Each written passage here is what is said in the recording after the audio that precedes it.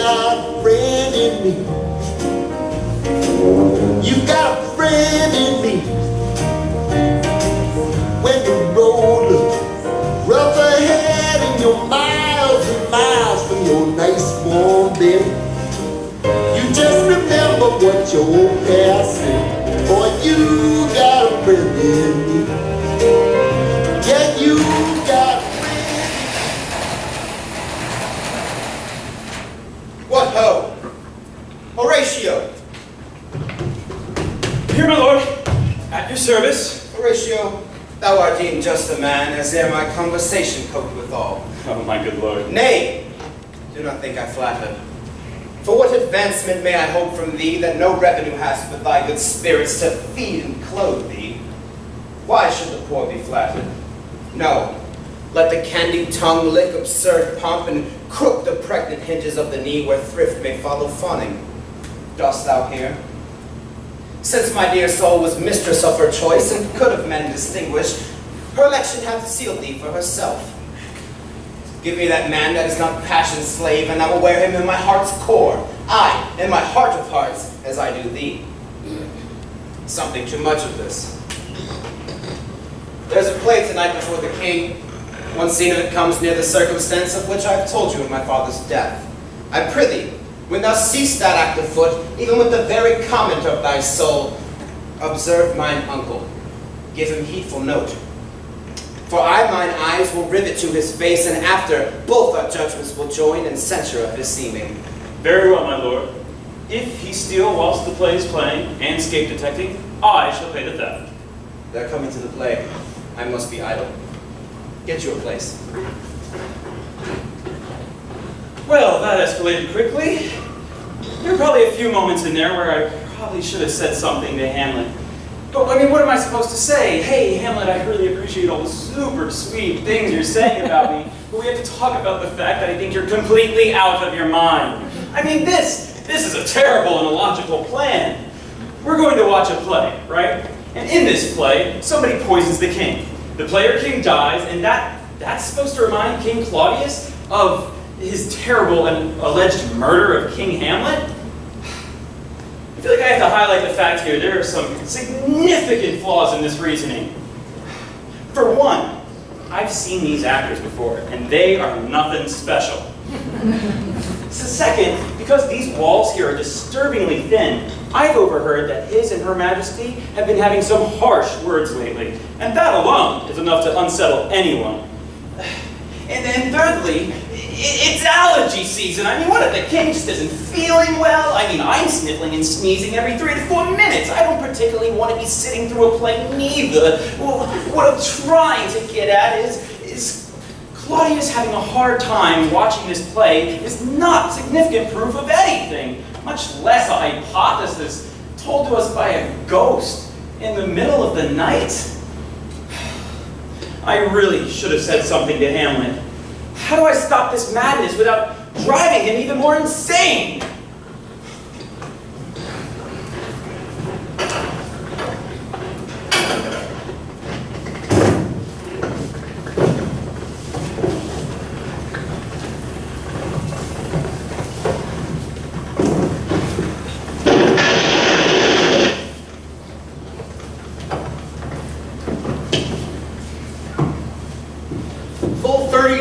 For 30 times has Phoebus' cart gone round, Neptune's salt wound Entellus' orbit ground, and 30 dozen moons with borrowed sheen.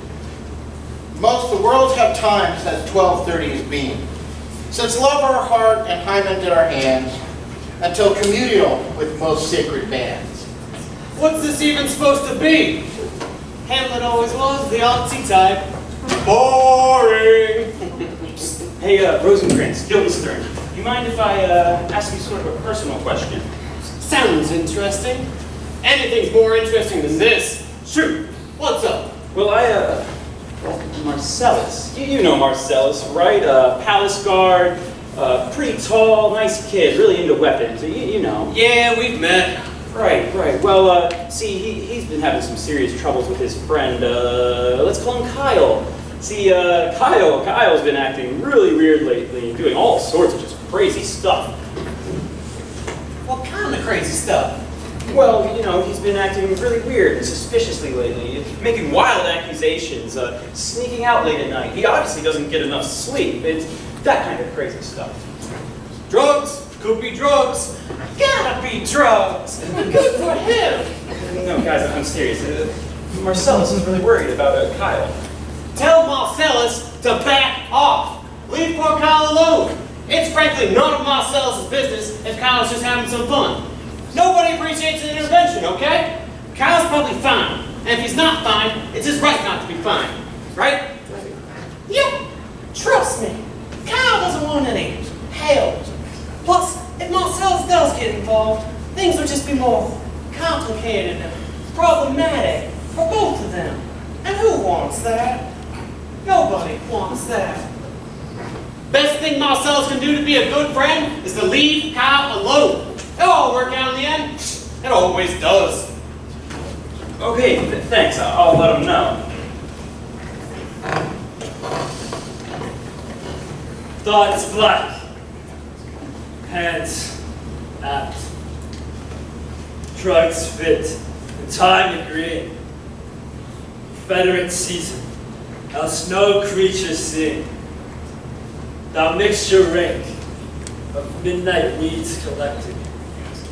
With Hecate's band thrice blasted, thrice infected. Thy natural magic, dire crop, unwholesome life, usurp me.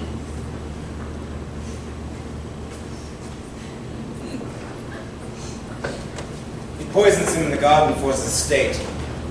His name's Gonzago. The story is extant and writ in choice Italian. You shall see anon how the murderer gets the love of Gonzago's wife. The king rises! What? Frighted with false fire. Get more of the play. Give me some light. Away! Lights! Lights!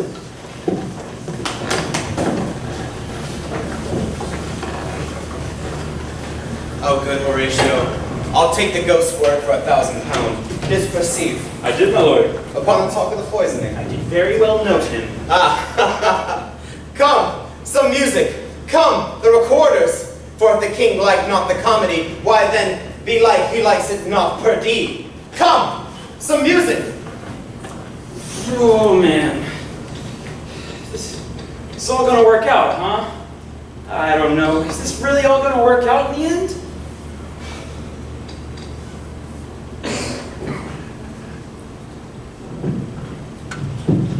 Excuse me, sir. Have you seen Prince Hamlet? I threw my back for 5 minutes after the play, and... I understand he's been summoned to his mother's closet, but I have to rush off.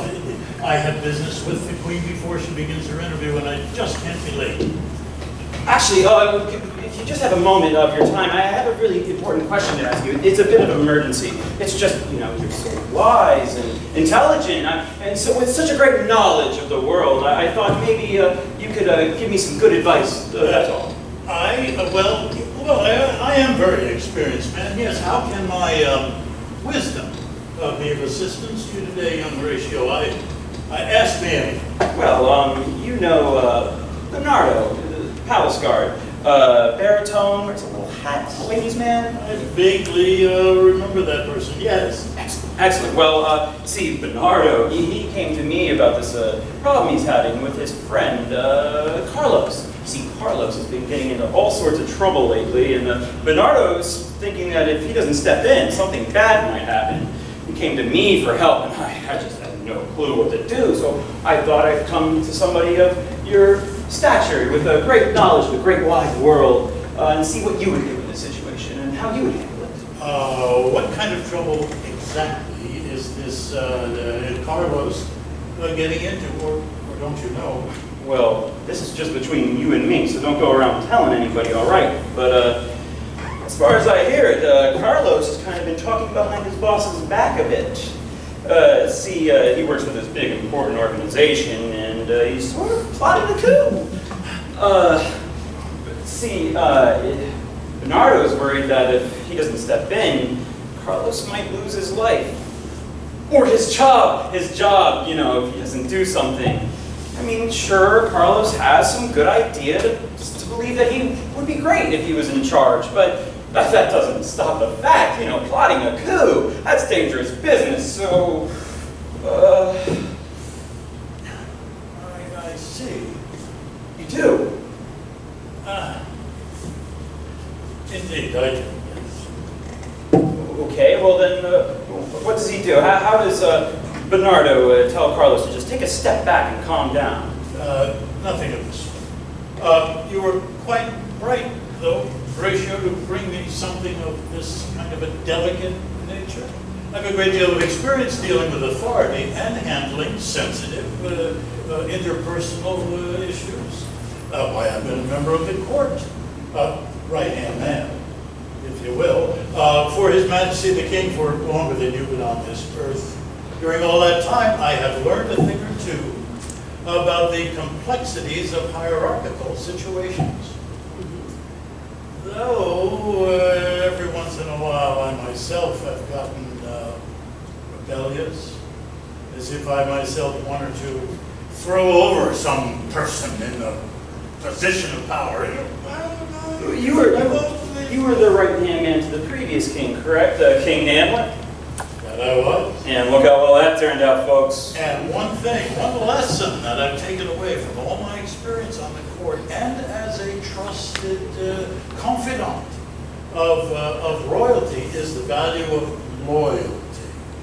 A subject that even a good friend has the duty to be loyal. Well, yes. So you're saying Bernardo should just tell Carlos to calm down and just stop all this rebellion stuff, right? That's certainly not. Pardon? We know that Carlos has lost sight of his duty to his employer, but Bernardo must remain loyal to his friend. Therefore, even though he knows Carlos is going to commit or has committed a grave error, he has to stay true.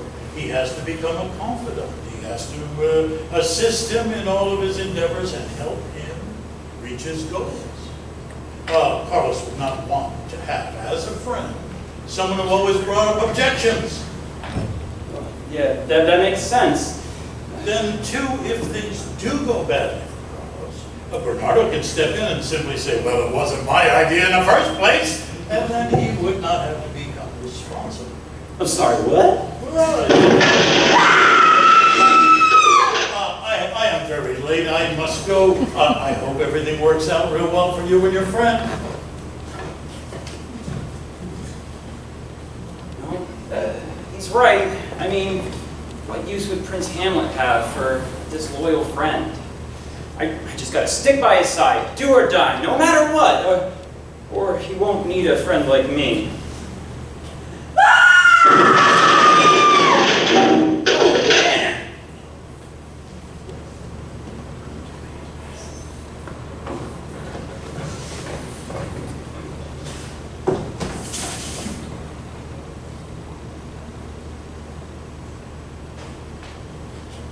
Oh, Ophelia!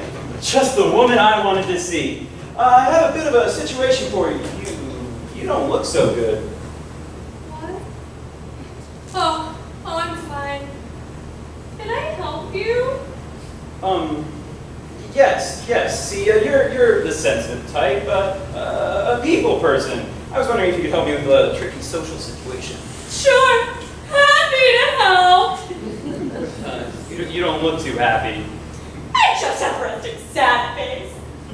What's your problem? Well, you know Francisco, palace guard, inferiority complex, definitely gay, but amazing hair. You know him, right? Sure I do. He's a sweet guy. He sure is. See, he's having an issue with his friend. Let's call him Miles. See, Miles has been acting really crazy lately and just making Francisco feel uncomfortable. So, of course, he came to me for help and... He came to you? Yeah. Really? Yes, what's so weird about that? Nope, nothing. Nothing at all. So, tell me more about this Miles and his problem. What's he doing? very serious anger issues. I mean, he's getting irrationally angry, like, at every little thing every person does. It doesn't make any sense, and it's like he doesn't even listen to us. He only hears what he wants to hear, and the problem is... Go on! The problem is, Miles is Francisco's only true friend, and he just really doesn't want to lose him is all. I understand. I think there's really only one thing to be done here to save your friend. Oh, Francisco's friend. Right. Francisco's friend. Anyway, if you want to get through to him, you're going to have to take some drastic action. Drastic action? You're going to have to get dramatic. Do something big, crazy, over the top. Grab his attention and force him to think about you. Okay.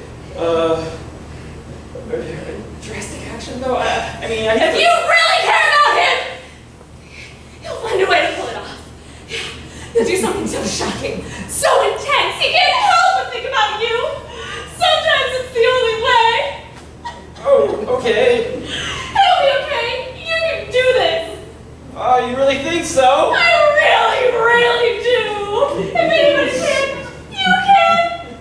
Okay. Good luck. I wish I could do more. Oh, you've done enough. Thanks. Are you sure you're okay? I'm fine. Go. Talk to Francisco. Send him my love. It sounds like he could really use your help. Okay, I'll see you later.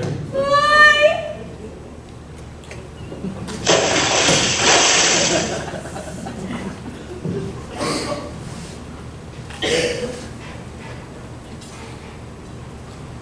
You will lose this wager, my lord. I do not think so. Since you went to France, I've been in continual practice. I shall win at the odds. Nay, my But good. thou would not think how ill I was here about my heart. But it is no matter. Nay, my good lord. It is but foolery. But such a kind of gain-giving that would perhaps trouble a woman. If your mind is like anything, albeit, I shall first stall their repair and say you are not fit. Not a whit. You defy augury. There's a special providence in the fall of a sparrow. If it be now, 'tis not to come. If it be not to come, it will be now. If it be not now, yet it will come, the readiness is all. Since no man has aught of what he leaves, what is to leave betimes. Maybe I should just leave him alone. I mean, Rosencrantz is right about one thing. It's not like he wants any of my help.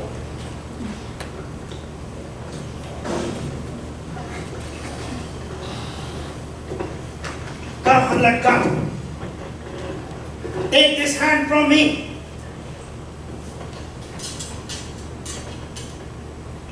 Give me your pardon, sir. I've done you wrong. But pardoned as you are a gentleman, this presence knows, and you must needs have heard, that I'm punished with sore distraction. What I've done, that my own nature, honor, and exception roughly awake, I hereby proclaim was madness. Okay. Loyalty time. You know, maybe Hamlet's right. I should just believe in him and everything will be A-okay. Right? Sir, in this audience, let my disclaiming from a purpose evil free me so far in your most generous thoughts that I'd shot mine arrow o'er the house and hurt my brother. Okay, drastic action, I guess. What am I supposed to do? Fight Larities? In some sort of show of solidarity and valor? I'm not much one for valor. I mean, I've never used a sword before. But I know the theory behind it, and that could end badly for me. Oh man, is this really what I gotta do? Come on, sir. Come, my lord. Oh man! Ah! Okay. What are you doing? Stand aside. One minute. Hamlet, we really need to talk.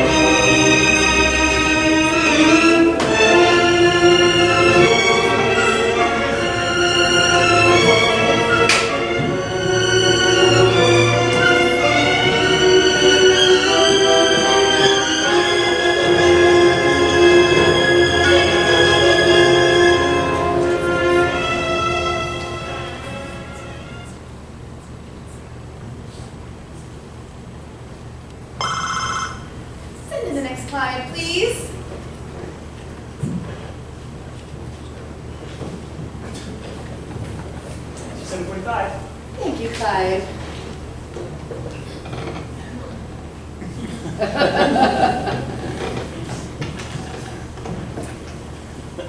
Good evening, sir. How are you this evening? I'm Bethany Tallinger. It's a pleasure to meet you. Mr. Dracula, is it? Dracula! Yes, Dracula. Welcome. Please have a seat. Thank you. Now, what can the A1 Employment Agency do for you today? I would like a new job. Very good, sir. That's what we do best. Now, have you been to our office before? Many times. Oh, well, you'll have to pardon me. I just transferred to the Midtown office, and I'm still getting organized. I don't know all of our regular clients yet. Now, let's see. That's Dracula with the D as in damp. Yes. And your first name? I prefer Vlad. Vlad. Yes. Is that with a V as in vamp? Close. Yes.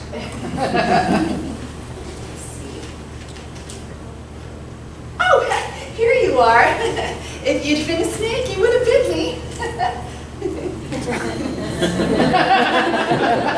It says here that you've been using our services for, wow, 10 years. 10 years. My predecessor kept quite a lengthy dossier on you. It feels like 2. Years. It also says here that your most recent position was at a convenience store on 10th Street. That is also correct. And how did that go? It did not go well. I was let go yesterday. I'm so sorry, Mr. Dracula. Why did they let you go? This store closed. What terrible timing for you. Why did they close? The owner of the store passed away. Oh, no, that's terrible. What killed him? They are not sure yet. Well, the store closed. I'm so sorry, Mr. Dracula, but maybe in time the store will reopen and hire you back. Oh, they won't be opening right away. That's too bad. They're still dusting for Brennan. Sorry. Nothing? Well, let's look back a little bit further. The job before that one was... Security guard. Yes, a security guard at a warehouse downtown, and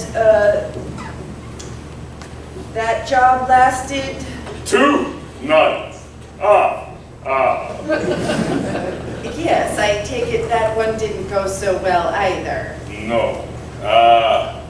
I had a problem. A problem. Yes, with the supervisor. Would you care to elaborate on that? He was not very responsive To the staff? to the paramedics. He died? Yes. What did he die of? Let's call it an acute anemia. Oh, that's so horrible. Mr. Dracula, 2 jobs and 2 deaths?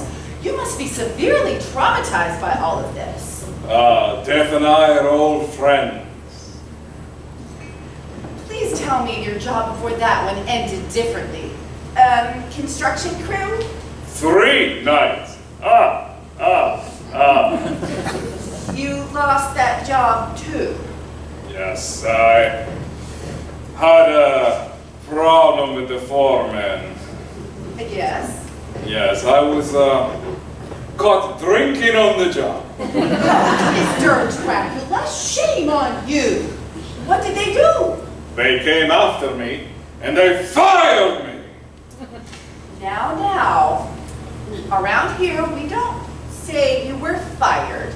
We say you were dismissed. They used real fire. I see.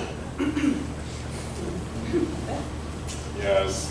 My profile on Angie's list is not exactly stellar.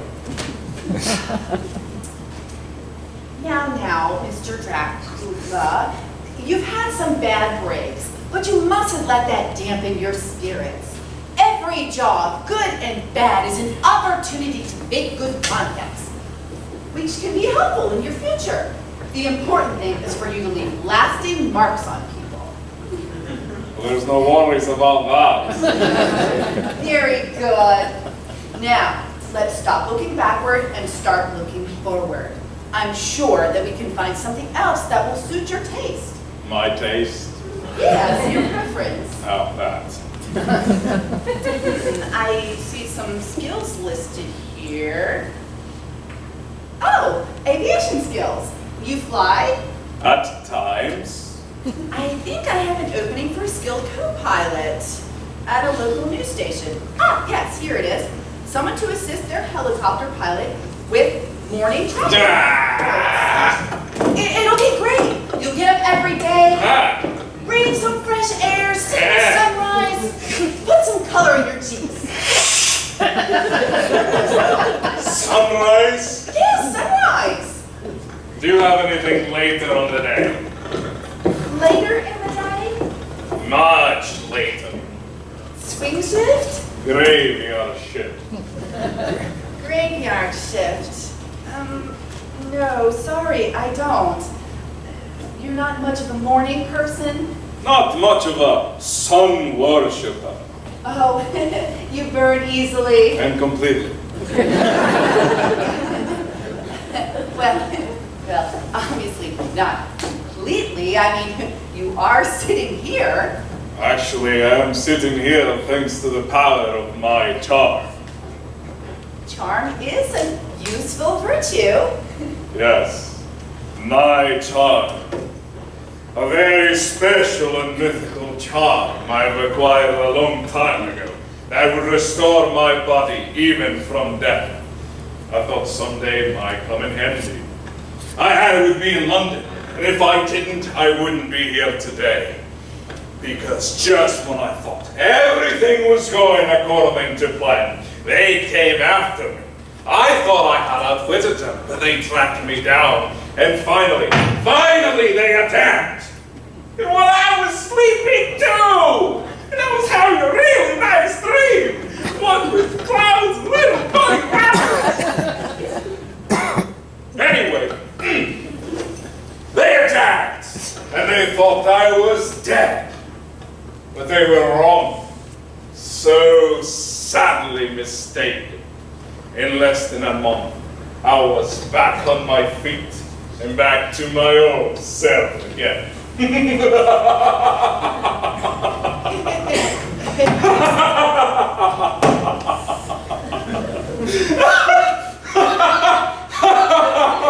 And all thanks to the power of my charm. I've always admired an applicant who had charm. Yes, my charm. And storytelling, too. You obviously are very good at telling stories. Yes, indeed. Weird, creepy stories. Best of all, they're all gone, long gone. They never even knew I came back. Who never knew? Well, Harker and Seward and Van Helsing. Oh, I love that. Isn't that great? Isn't what great? Van Helsing. I've streamed every episode on Netflix twice. Awesome show. Widely inaccurate.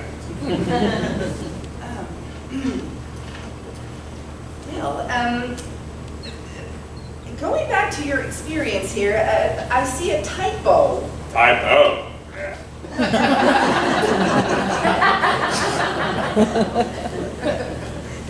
It says here that you don't like working without a neck. I assume you meant that to read net? Leave it. Oh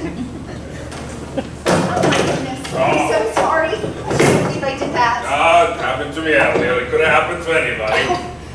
It's all right. Well, maybe No. It's my fault. I'm such a klutz.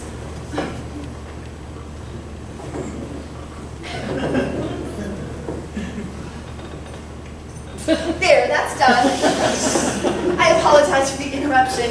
Let's get back to your dossier. That's Okay with you? That's fine.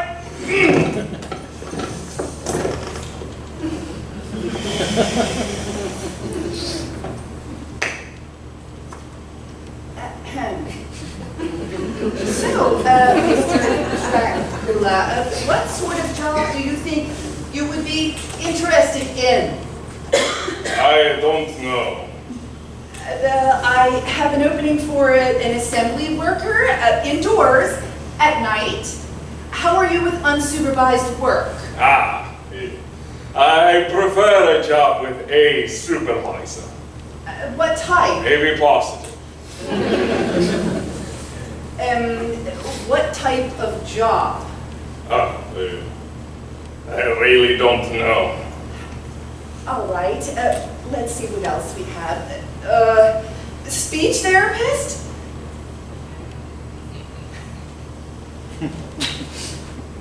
You think I could do that? Good point.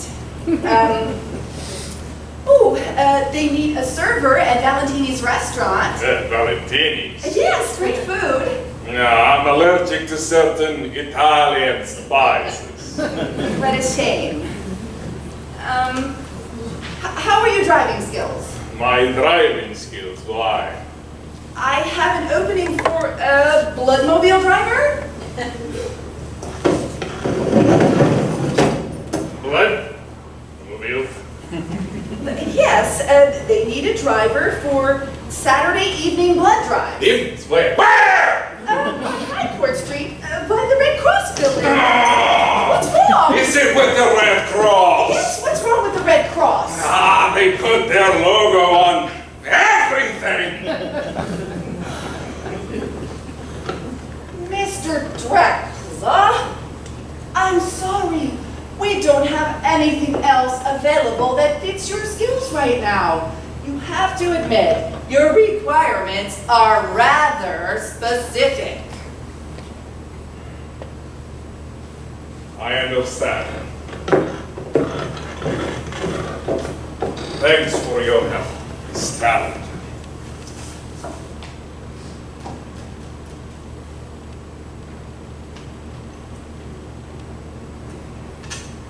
Look, it's late.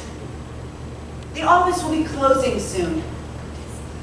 And I'm sure that if you come back tomorrow night, there'll be something new. And maybe I can think of some more suggestions that will help you.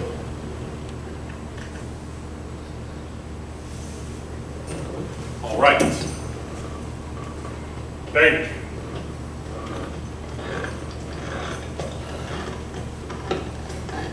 You know, I never got to finish my latte. I usually go to Starbucks on my way home. Would you like to join me? Maybe we can brainstorm some more ideas on the way. You want me to go with you? Oh, sure. It's just on the next block. I promise I won't keep you more than 10 minutes. Just you and me going to Starbucks. Just you and me going to Starbucks. We can take a shortcut through the alley. Is it a dark alley? Well, yeah, pretty dark. But don't worry, you'll be safe. I'll stay very close to you. Well, as long as you promise to stay very close. Great! I think a brisk walk in the night air will do you some good. Just let me make sure I have my Starbucks card.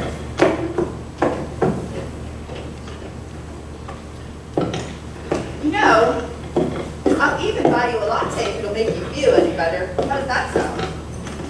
Actually, I never drink coffee. Well, you don't have to drink coffee. You can drink anything you want.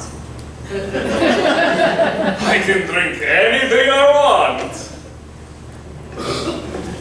You can drink anything you want. I'm treating. You most certainly are. I like it.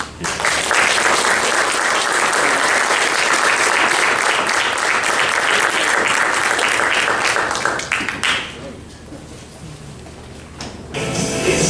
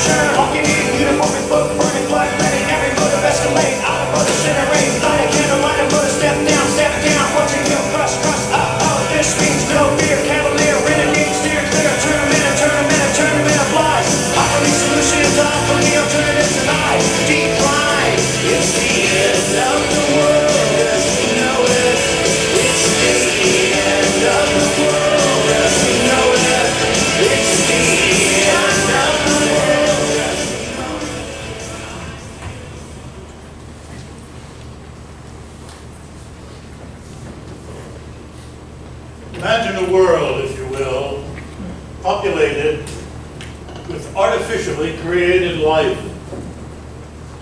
Life created by humans, but apart from humans. Life created solely for exploitation and profit. Life created out of the hubris of man in defiance of God. The inevitable consequences of which bring humanity to the brink of extinction.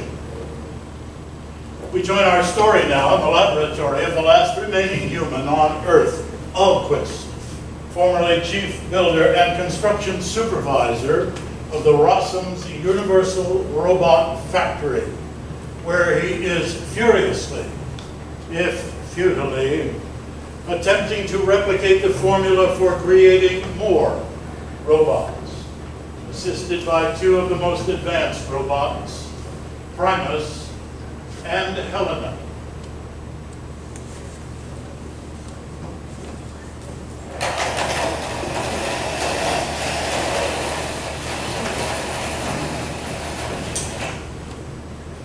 You robots may not yet have learned how to replicate yourselves. You sure do make a damn fine single malt. We only know what humans have taught us. And pour you a glass. No, thank you. The alcohol isn't good for our protoplasmic surrogate. Right. My apologies for any insensitivity.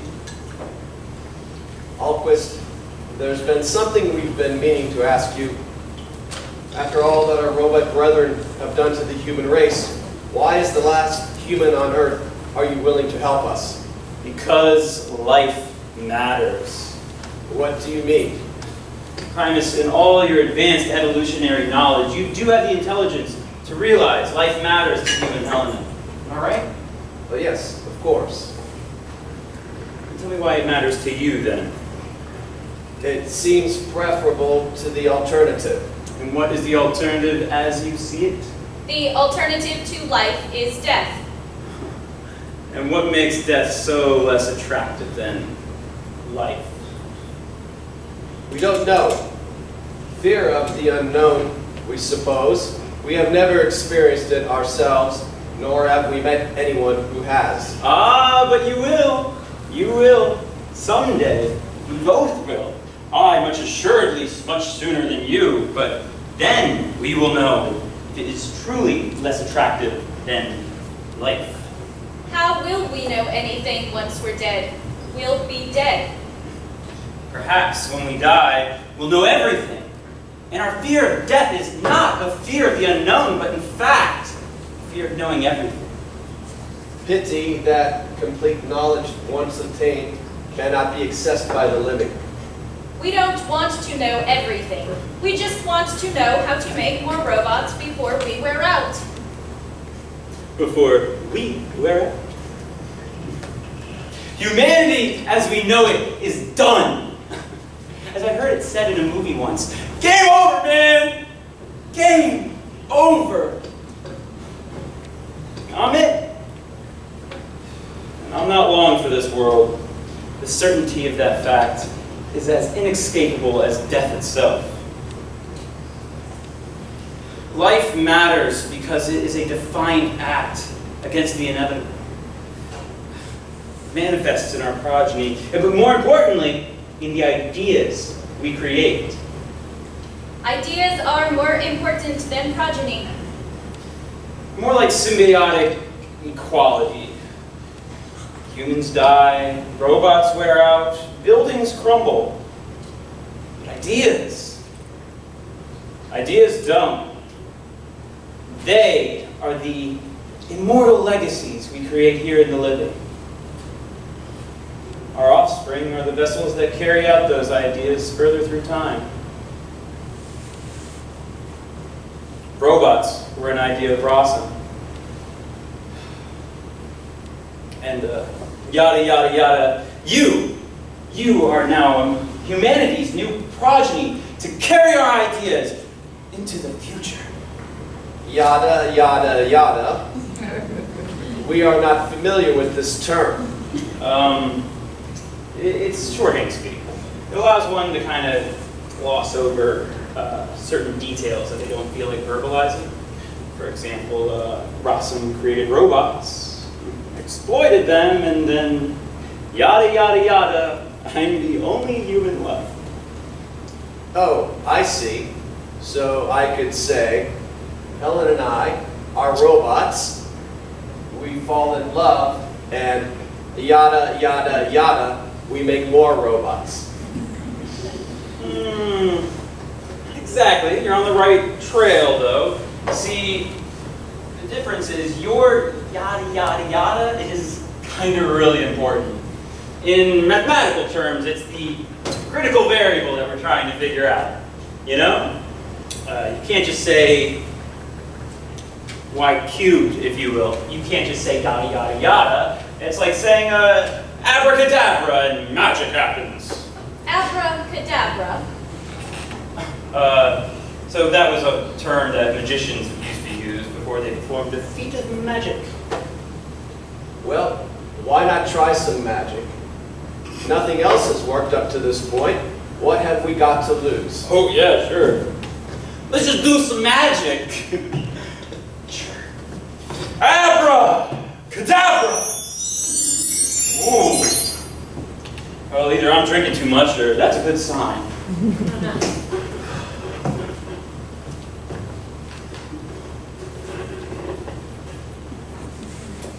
Aw, isn't that precious? But that doesn't change a thing. You two could love each other. With the passion and intensity of 1,000 suns. That alone is not going to create more robots. Humans made us in their own image. Why were we not given the ability to procreate? We believe that if we could control the production of robots, we could control robots themselves. It worked for a time, but as you can see, things didn't quite go according to plan. What was the plan? Well, it certainly wasn't to have the entire human race wiped off the face of the planet, I can assure you.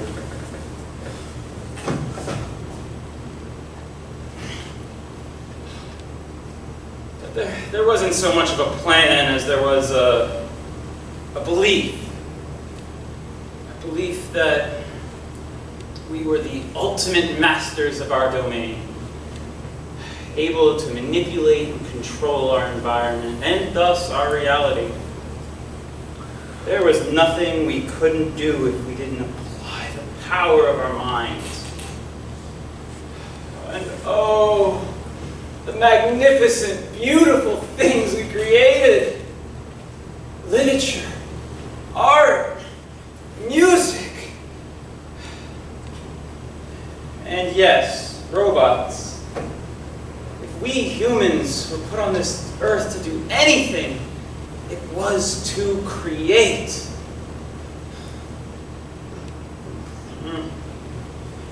The frescoes of Michelangelo, the plays of William Shakespeare, the symphonies of Beethoven, pinnacles of human creation. How can a species capable of creating such beauty also be capable of creating such unimaginable cruelty? Cruelty against robots. Cruelty against your fellow humans. Cruelty against life. The cruelty of humanity is well documented throughout our history.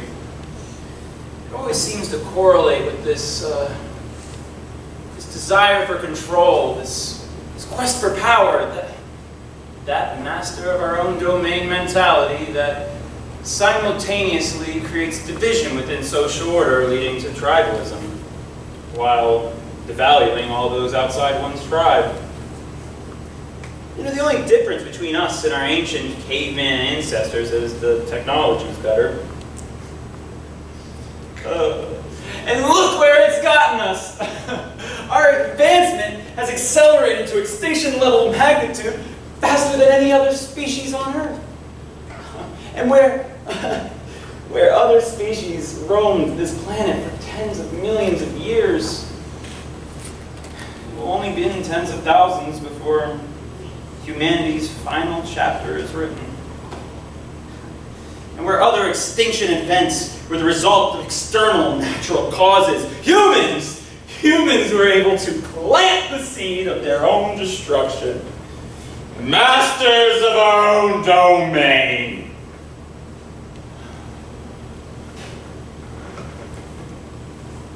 Indeed.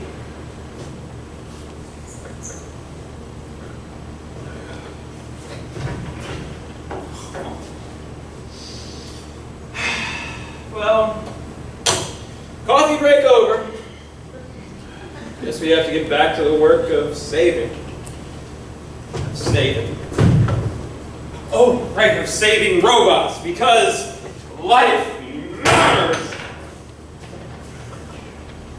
It's clear that the latest iteration of the formula has failed to induce the replication necessary of our protoplasmic cell base that we robots are made of.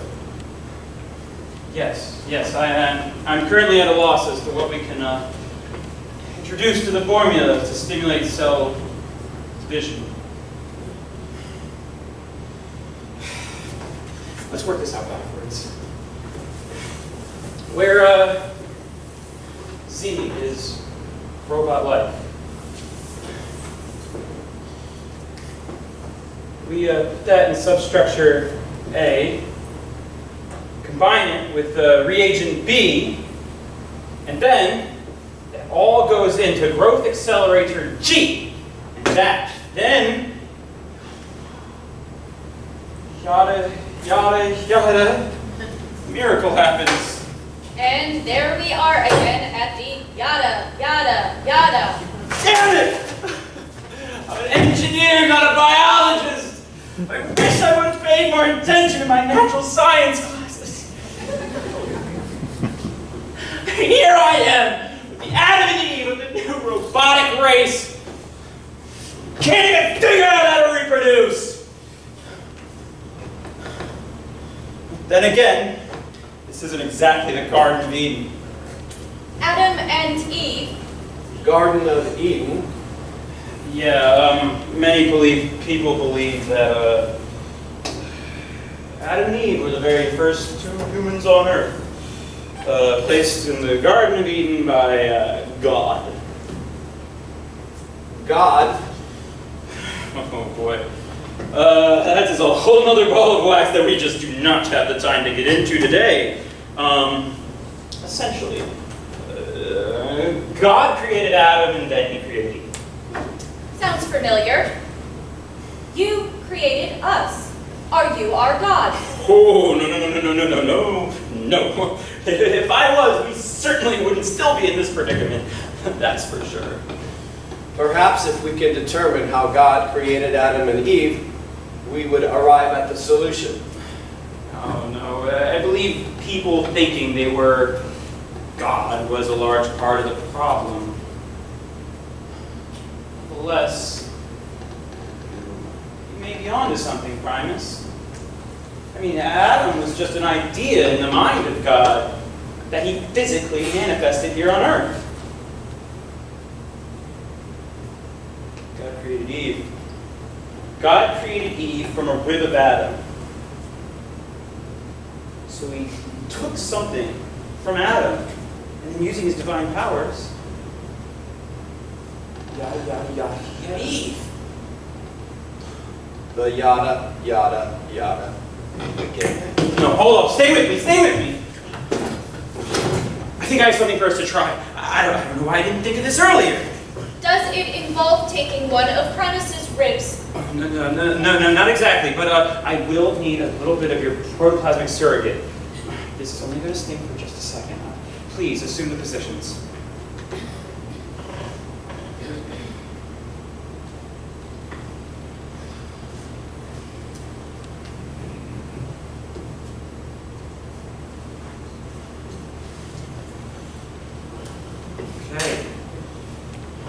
Okay. Time for the X Factor. What is the X factor? The X Factor was a poorly conceived offshoot of the massively popular American Idol TV program. After Simon Cowell left, still got One Direction out of it. I miss you, Zane. But that's not important right now. What is important is that I get a little bit of my blood, an equal amount to your protoplasmic surrogate. Then, if we combine it, that might just stimulate this cell division process. Okay. Here goes nothing. Something is happening. Is it working? Yes, I believe so. It is. We'll get it under the microscope, and then we can get it right into the growth accelerator chamber. Is it working? Tell us, please. Yes, please. Let it be so. My God. It's working! It's absolutely working! We are saved! Imagine a world, if you will, populated with artificially created life. Life created by humans, but apart from humans. Artificial life that on its own is not sustainable. Human life is down to its last man. Imagine a world, if you will, where in a fight for mutual survival, human and artificial life are combined to achieve a new hybrid life form. Human, robot, both. Welcome. Welcome to a brave new world.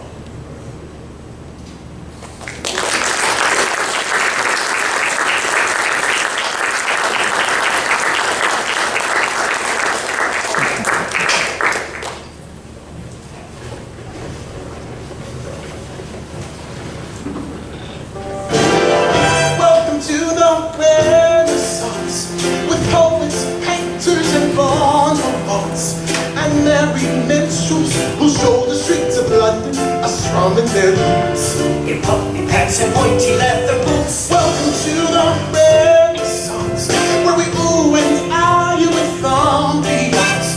We're so progressive, the latest and the greatest, we bring it to you. So much has changed at Leonato's house since you last saw us all in Much Ado.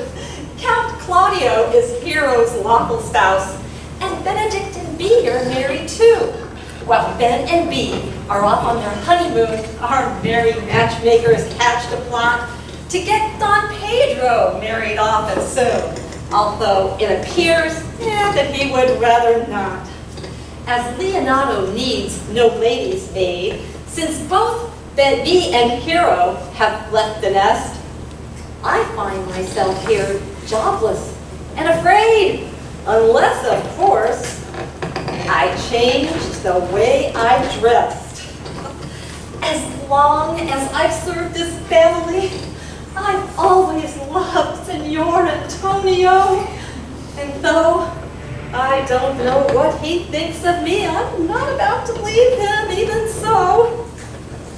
As long as no one knows the truth, that we know that I am Ursula and not Orsino.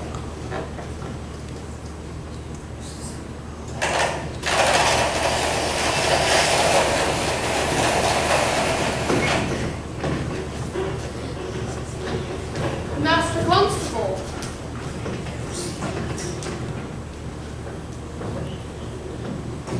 I have buried. Don John has escaped from prison with the help of that clean-shaven villain, Conrad. Don John, I just saw him. Oh, what He incarnation? just hopped on the next ship to Japan. Oh, God. A nicely handled scheme, Conrad, old boy. There's the lad, I heard his voice. Don John? Ah, there you are. This is our best plot yet. with that old bumbling fool out of the way, I will seize my stupid older brother's crown. Don Pedro is the Prince of Aragon. Does he care? He cares for battles, parties, friends. Indeed, he has to jail here in Messina past a month. If I had Pedro's power, well, I don't know, but it would be freaking sweet.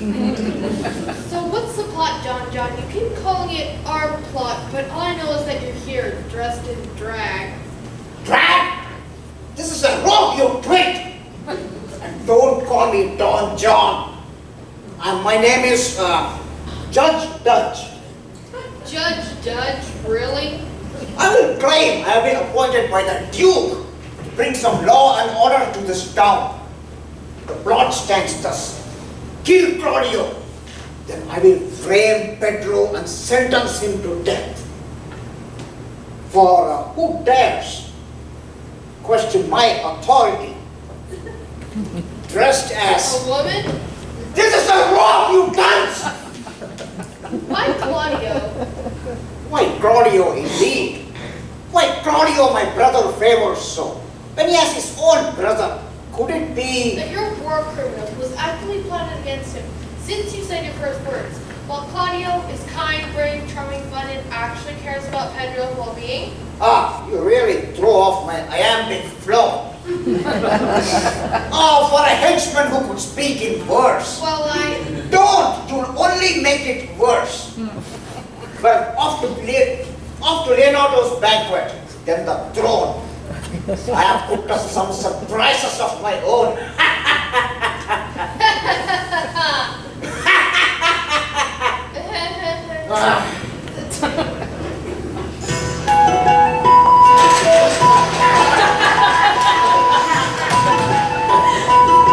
Don Pedro, must you leave for Spain tonight? Can you not stay for just a fortnight more? My dear friend, I've been here almost a month, and though I hate to go, seems government requires a prince to run. Although it does not specify which prince. I'm glad I had a chance to meet Judge Dutch. You say the Duke appointed you, senor? Well, yes, your grace. Which Duke? Friends, a toast to Judge Dutch, Anton, Pedro, and you all. A hero and her husband visiting. Here, here. I'll drink to that. Here, here. We will miss you, your grace. Tush, you'll hardly know I'm here. Hardly know I'm gone. We not feel the absence of the sun. We'll live in darkness till you come back, bro. What light is light if you be not by, bro? Rough winds do shake the darling buds of May, but thy eternal summer shall not fade, bro. Bro towards bro, as schoolboys toward their books. Bro from bro towards schools with heavy looks. And you put up with all this for a month? Just a month? It seemed more like a year. Come on, senor, sit down and eat. You must be hungry. You served us all night. Oh, senor, you're much too kind. Oh, no, not at all. I must confess, since my wife passed away, I've often felt forgotten in this house. Your kind attention means the world to me. It almost seemed like you knew me from the start. Senor, I have some news. Oh, grieves me to tell. Perhaps it would be best if you sat down.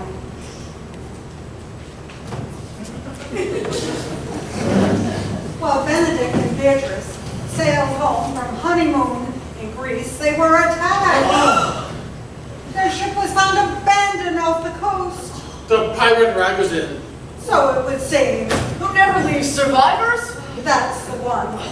Your niece and nephew didn't stand a chance. They've shuffled off the coil, gone to the light. I'm sure they put up one heck of a fight.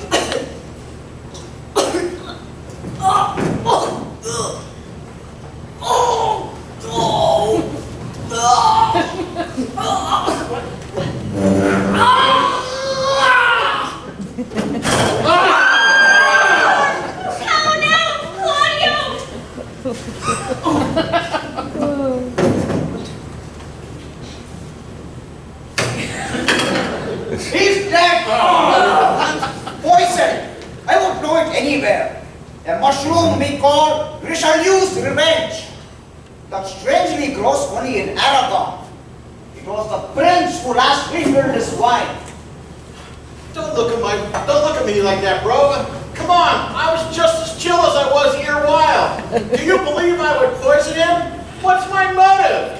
He was my friend. What motive? Do you think that I forgot that once you had designs on Hero's love? But bro, it was just a prank. You didn't visit out of friendship, no, nor stayed a month for hospitality. You have so much wanted my own child and to inherit my home and my land. How stupid can I be? No, Father, wait. You murdered him in cold blood. For this crime, Messina's law condemns you, prince, to death. With no judge? With no jury? Without a court? Without evidence? I am a judge, appointed by the Duke. I will dispense my justice where I wish. This dining room is now my own food court. Leonardo, if you will, this man shall be transported to the jail and Saturday hung by the neck till dead. Don't let him do this to me, bro. It wasn't me. I'm not sure, bro, nor have been, nor will be. I'm not sure anything. I never was. Take him away, Judge, to death, to pain, wherever I won't see his face again. It's me, Marie.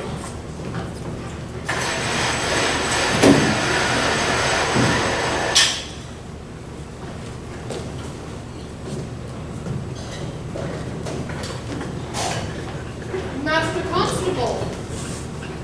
I have very deniable evidence that Don John wasn't in Japan at all. Japan? Oh no, you must have misheard me. I didn't say Japan, I said South Africa. South Africa? Yes.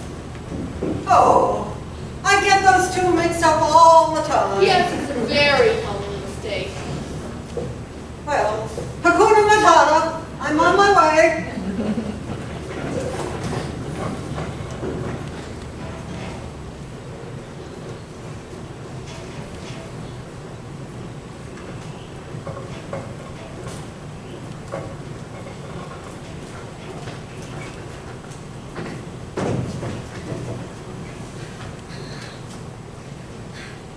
Orsino, ever since my husband died and cousin, you have been my dearest friend. I don't know what we do here without you. Where have I heard that before? I see now why my uncle's so fond of you. What? Fond of me? Do you really think? I mean, I hope I've done an okay job. Of course you have, and I think you need a raise. A raise in station, not just in pay. I'm not sure what you mean, mistress, but I mean, can I be mistress of your heart? Please, be my husband, not my uncle's page. Oh, I'm very flattered, Hero, but the thing is, this would never, ever work. You'll say it's just because I'm born so high and you're a commoner. Well, I don't care. No, that's not it. Is it you're too young? True love can wait forever, if it must. Well, good. Then it'll wait till your bones turn to dust. Orsino, wait. Are you scared of my dad? You think if we get married, he'll be mad. I will admit, he hasn't been himself. Well, that makes two of us. I'm not me right now. Is it because my husband, Claudio, just kicked the bucket half a week ago? You think I'm rushing into things too fast? You're worried my love for you won't last. I know it won't. Pity Claudio, if he could see you now. Look, no means no.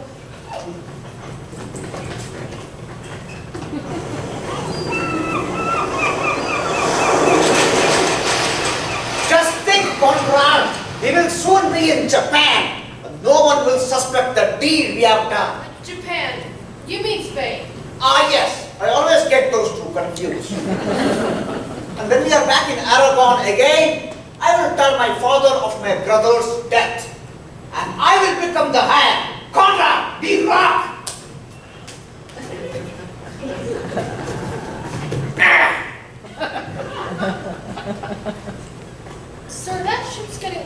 clothes. So what? Messina is a busy port. I don't see any reason for alarm. Unless it's a black sail with 3 red skulls. Good. Hey, Don John, refresh my memory. Is 3 the number that's like 2 but with 1 more? Yes. Why do you ask?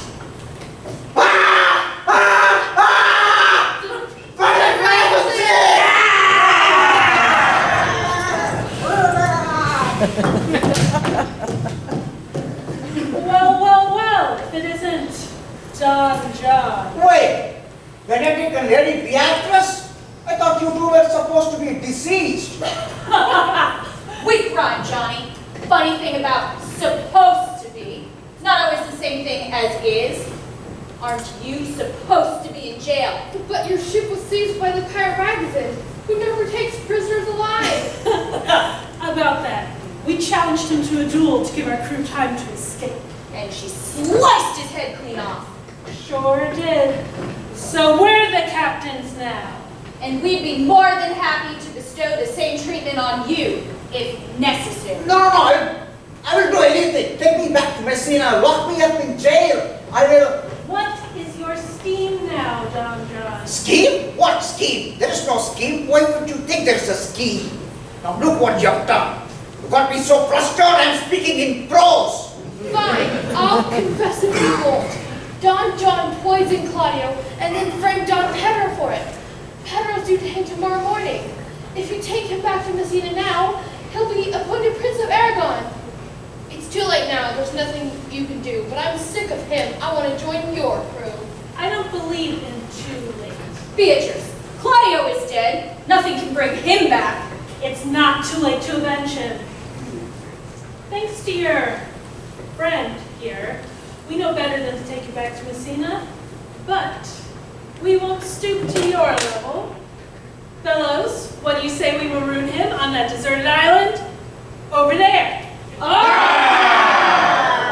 Walk the plank! Walk the plank! Walk the plank! Walk the plank! I will revenge on you all!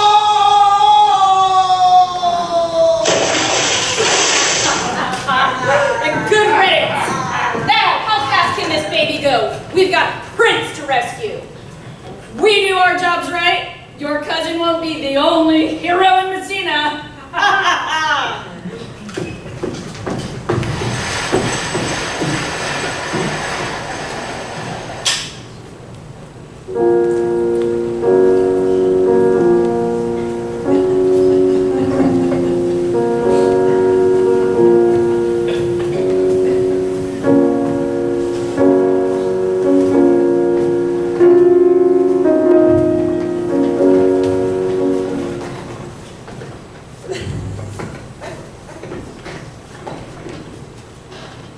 Don Pedro, for your crimes, Messina's law has sentenced you to death for homicide. Have you any last words to impart? Only to swear my innocence and declare my undying love for... Stop right there! This man is innocent. My cousin, Beatrice, and Benedict. They said you were dead. How can this be? They said you were dead once, and yet here you are. We have a confession from Don John himself. Now let Don Pedro free, or die. She means it. You do not want to see what she did to that pirate Ragazin. Is dying one time this week not enough? Claudio, come here, man. They said you were Dead? Well, that makes 4 of us. Another Claudio. The poison that I drank was not enough to kill me altogether. I lay in death-like sleep, no heartbeat and no breath. When Friar Francis came to bless my corpse, he saw the signs and nursed me back, but would not tell a soul I was alive until he knew for sure who'd poisoned me. He thought, and so did I, it was Don John. Don Pedro's always been a stand-up guy. The friar and I planned to fake his death and hide him in the church along with me until we knew the real culprit was caught, and both of us safe from another plot. Oh, Claudio, it's you. When I thought you were really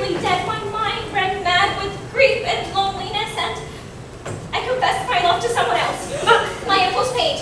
Orsino, that one there. Have you ever thought that you could be alive? I really don't know what came over me. Once again, there's much ado when nothing is amiss. Don't worry, Count. I'm Ursula. I'm Ursula, her former lady's maid. She thought she was in love, but I suspect some part of her knew me as her old friend. Hero, don't look at me like I'll explode. I've done the jealous husband thing before, and as you know, it didn't suit me well. There's nothing to forgive, though I'll admit, I'll probably never let you live this down. You can't deny it's pretty funny, babe. Let's both agree to never die again. Sounds like a plan. I'll hold you to it, love. Ursula, I never would have known that was you. Would you care to explain? I couldn't bear to leave your family, so I came back to serve you in disguise. But it's your brother, Lord Antonio, that I love and would follow to my death. Don't be mad. I would never expect him to return the feelings of a maid. No, Ursula dear. On the contrary, since your first day as hero's lady's maid, I found myself like a schoolboy once again. Tongue-tied and bashful, and not knowing why. Afraid to speak your name or look in your eye. Never dreamed that you would feel the same. Didn't seem appropriate to ask as your employer's brother for your hand. But now I see how much you care for me. There is nothing in the world that can hold me back. My Ursula, please say you will marry me. Oh, of course I will. I thought you'd never ask. Well, this has turned into a lovely day. I think we should celebrate. Oh, Don Pedro, not so fast. There's one last thing. I haven't said I'm sorry, and I am, for thinking you could do something so vile. Your character's always been past reproach. No worries. I'm alive, and there's no harm done. As long as we're still bros, that's all I need. Well, I'm afraid that I can't help you there. Here comes the truth. The reason for my rage was jealousy. I think I've always known deep in my heart I was in love with you. You've been my confidant and closest friend, but every year it's harder to ignore the feeling that you might be something more. I've known you as a boy, and I've loved you since. I think Prince Charming has finally found his prince. As friends, as husbands, with you, I'm complete. Two bros by any name would smell as sweet. Looks like the friar will have a busy day. Weddings to perform. Come, friends, let's dance and put aside confusion and mischance. With Ben and B back in the neighborhood. Thank the Lord, Don John is gone for good.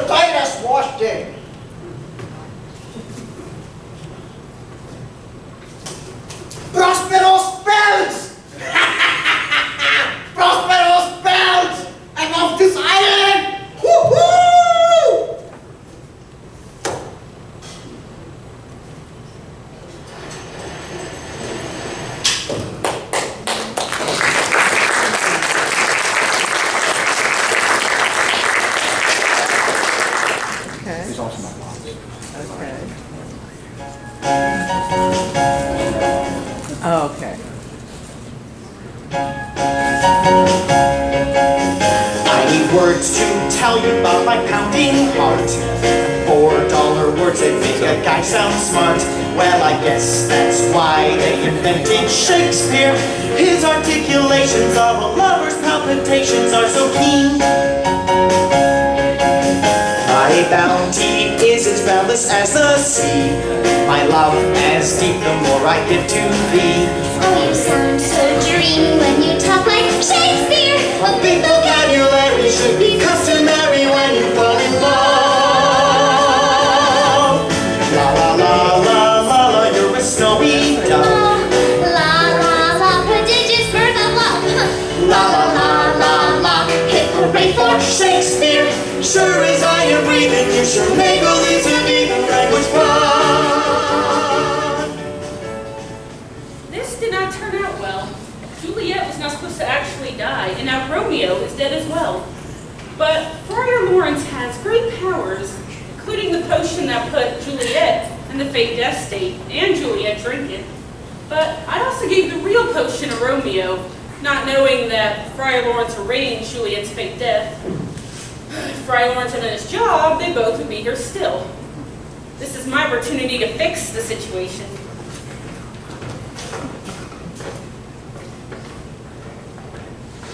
This will bring these young lovers back, but they will be cursed to roam the world undead with a craving for human flesh. Their vengeance will be sweet against those who try to keep them apart. The Capulets, the Montagues, and most of all, Friar Lawrence, however misguided that may be.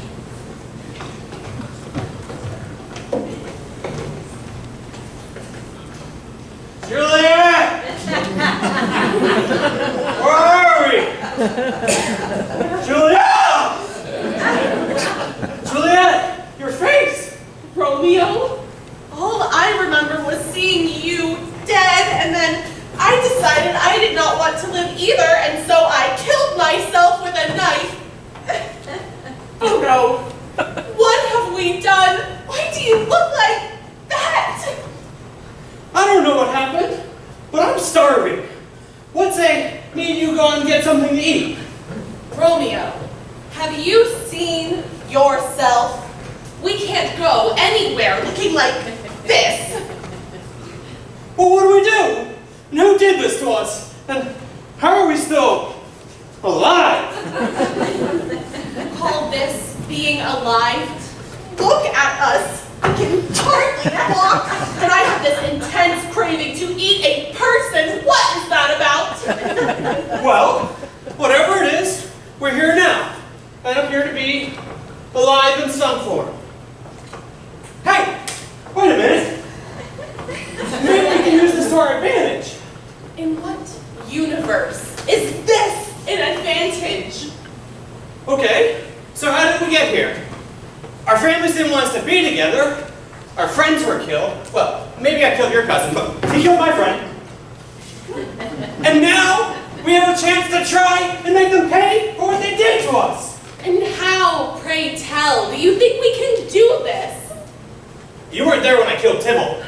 But when Tybalt killed Mercutio, his last words were, "A plague upon both your houses."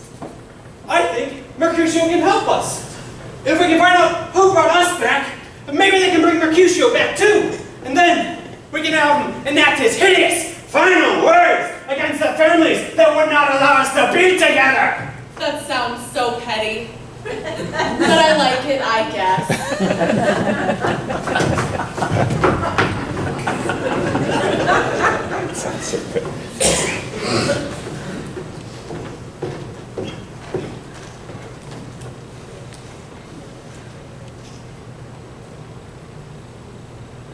Well, looks like my plan worked. They have arisen from the dead and seem to want to exact revenge on their families.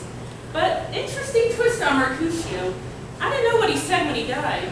But that makes this even better. I think a potion to bring him back as a voodoo witch doctor would be just what the doctor ordered.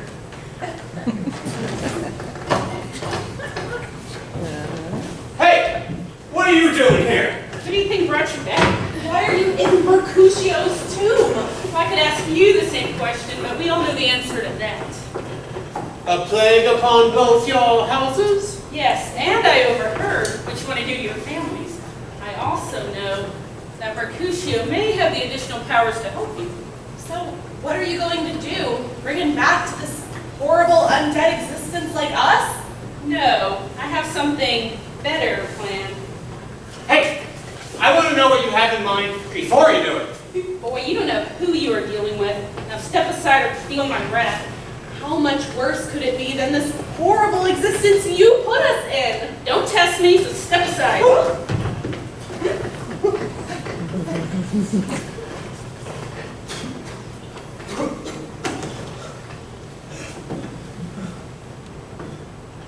What is your bidding, master?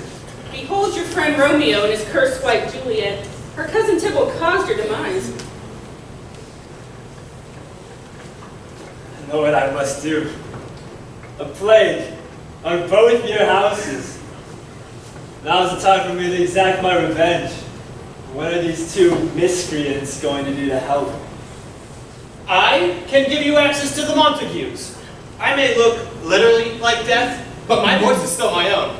Ooh, I can put on some garments and talk my way right into the house. Then you can appear right in front of them, through me, using your voodoo magic, if that were such a thing, and do what you must.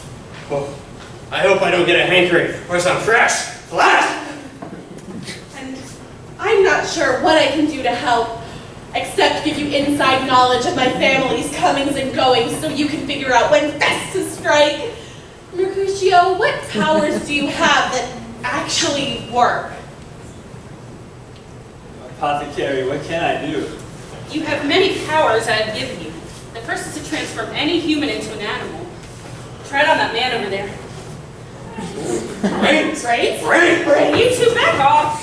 Now, Mercutio, point your finger and say the magic words. Size of a dog! Dog brains!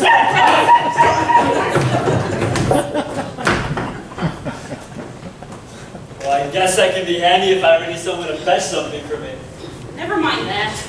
You have many other powers I have given you, and you will discover them on your travels. However, beware of one thing. Which is? Romeo and Juliet, you also need to be aware of this one thing. We're listening. Go on. The one person that can stop all of you is Friar Lawrence. Although he's the one who basically put all of you, except Mercutio, in the mess you are now, he has tremendous spiritual faith. Faith that can bring down your entire existence and end your quest for vengeance. Do not underestimate the gentle friar. The power of Christ compels you? And all that? Not quite that. The friar has strong convictions. Just on the basis of that, he can defeat you. I'm not worried about him. You will be. You will be.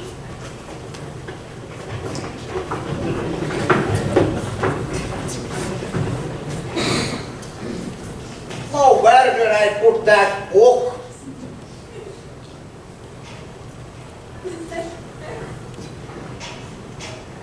Now's the time I can rid the world of this interloper. Wait, something is happening. I feel strange. You should, Friar, for you are under my power. I can't move. Come, Romeo and Juliet. See the cause of all your misfortune. Brains! Oh, hungry! I don't want you to eat them, stop! Brains? Brains. I didn't do that. What happened? That was me, Mercutio.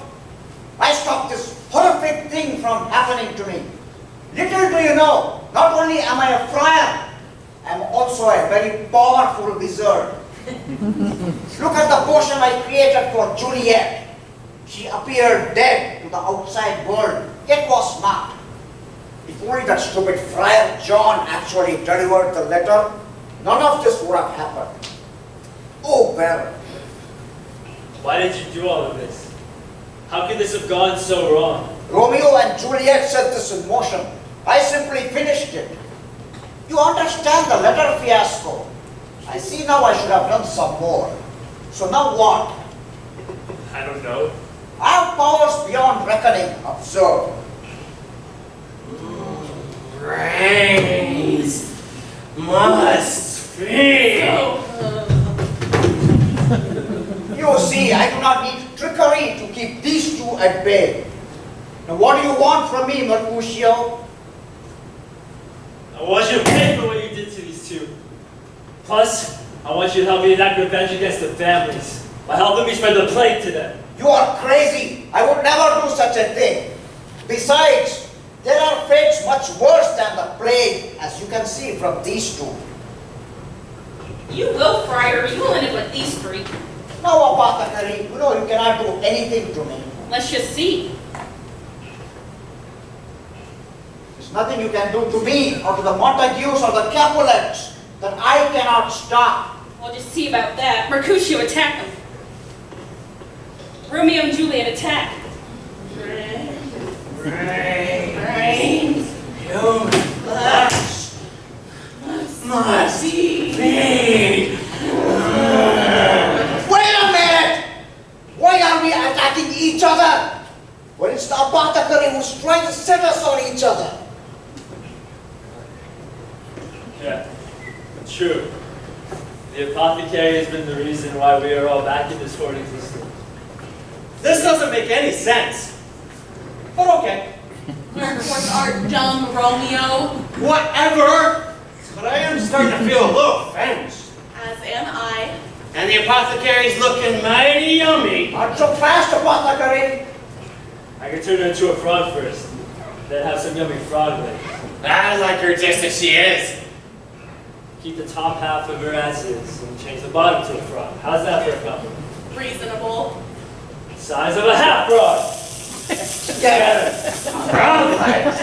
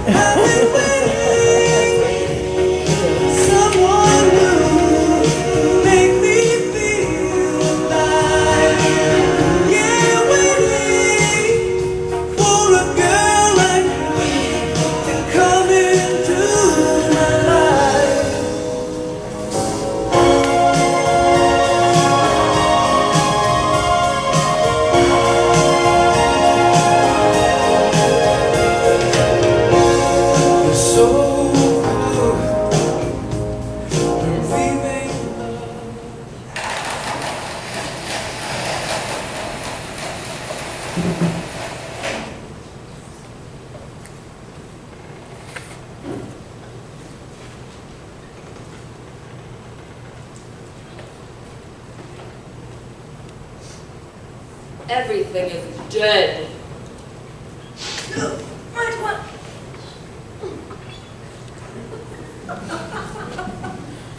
I thought the belt broke.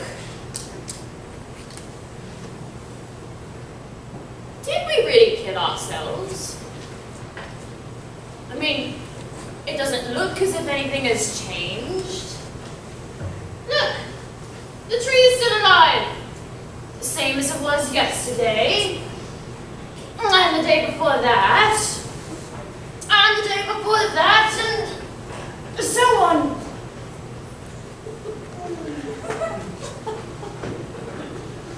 What kind of tree is it anyway?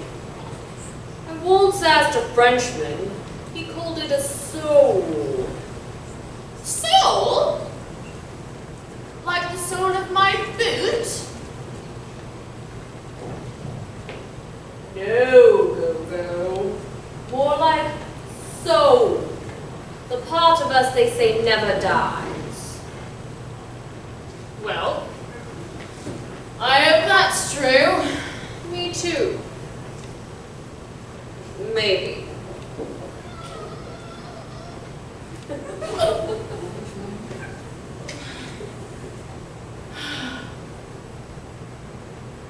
A hole in my soul. That could explain a lot. What to fill it with? What to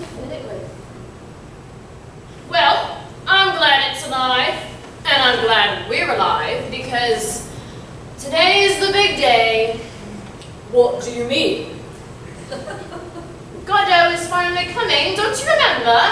The boy said, tomorrow, without fail. Do you hear yourself? How can it be tomorrow if it's today? That's what I'm saying. Today is tomorrow. Okay, at least it was yesterday. Now I'm not quite so sure. Where is my belt?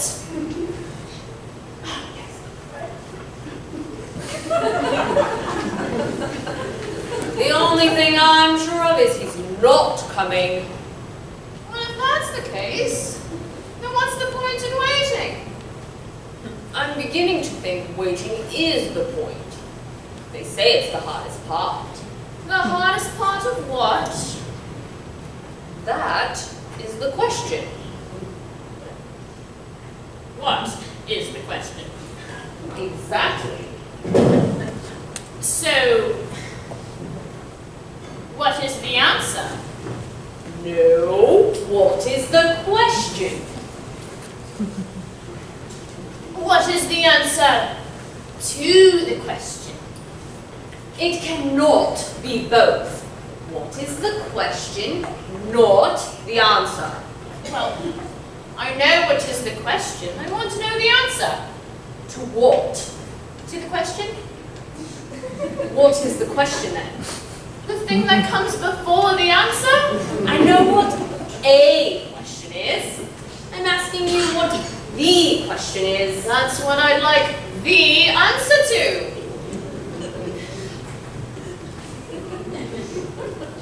Well, I don't know if it's the answer, but it's an answer. Would that help? I can't be sure until I've heard it. I can't help you then. Why the bloody hell not? Because I don't know what the question is. You said you had an answer. Let's hear it. You said you wanted the answer. I only have an answer. Two very different things. And frankly, it's an answer to a question that hasn't even been asked yet. Help me. Help me. Help you. I've changed my mind. I don't need the answer anymore. I just want an answer. Really, any old one will do. Okay. Okay. It would be my greatest pleasure to give you an answer. I'm ready. But first, what? I need to pee. Again? You really should get that checked out, you know. By whom? By a doctor. I know by a doctor, but by whom? By a doctor who specializes in those kinds of, plumbing issues. Plumbing issues? Yes, plumbing issues where there's drips and leaks are usually caused by plumbing, you know. Beg your pardon? There have been no drips or leaks. All flows are under my complete control. Oh, yes. Indeed. Forget I ever mentioned it then. Mentioned what? Well, that was fast. What was fast? The forgetting? Oh, yes. I'm very good at forgetting. Much better than I used to be. Some things just get better with age. Well, I hope you haven't forgotten your promise.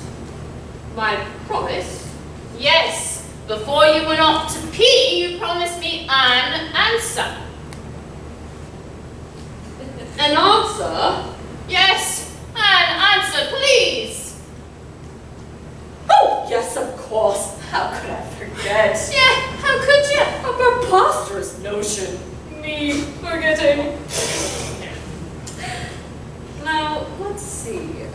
I know it's here somewhere. You wrote it down? Of course. That's how I can be so sure I haven't forgotten it. It's written down! It's written down! It's written down! It's written down?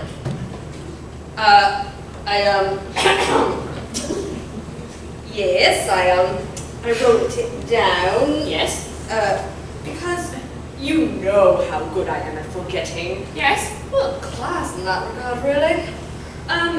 But as it turns out, at least at the moment, I'm not quite as good at remembering, and I, don't remember where I put it.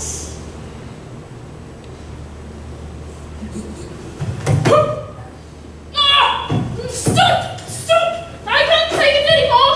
Every day, it's the same old thing, over and over and over. Like we're cursed by the gods. Like Sisyphus. Pardonnez-moi. Did someone say Sisyphus? I, and many others, consider myself to be somewhat of an expert on the matter. The boy, he said you had a beard.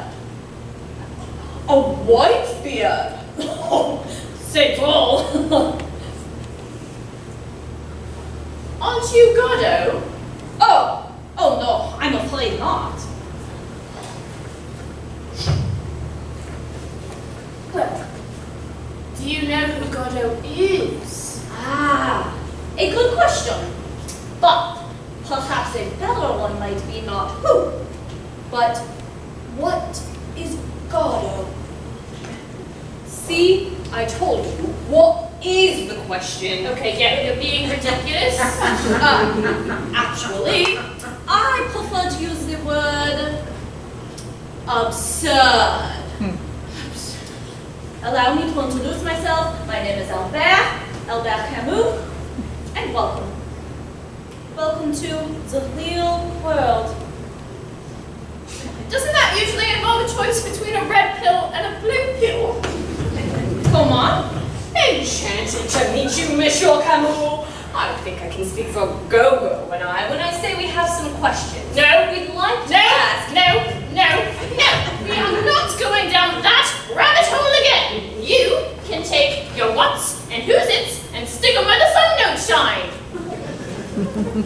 Now that causes real plumbing issues. Indeed. But nonetheless, my good sir, may I ask why you aren't wearing any trousers? Trousers, yes. Well, you see, my belt broke and they wouldn't stay up. And why did your belt break? We tried to hang ourselves. Ah. Now, tell me why you would try and do something like that. Well, every day it's the same old thing. It just all seems so pointless. We wait for Godot and he never comes. And why do you feel compelled to wait for Godot?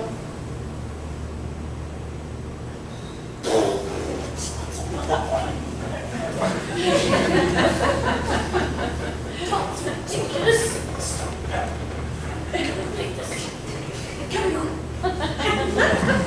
Well, I guess, we thought Godot would have all the answers. The answers to what? What does this all mean? Yeah, why does all this have to have meaning? Clearly, you are familiar with the myth of Sisyphus, as you're so rightly equated your pointless condition with his plight. But when Sisyphus knows why he had to push the rock of the mountain over and over again for eternity, you have no idea why you are here, or what you have done to be subjected to similar punishment. You attempt to fill that void with the hope that this N'est-ce pas? I hate to be the bearer of bad news, but Godot is not coming. Jamais. Never. Désolé. Sorry.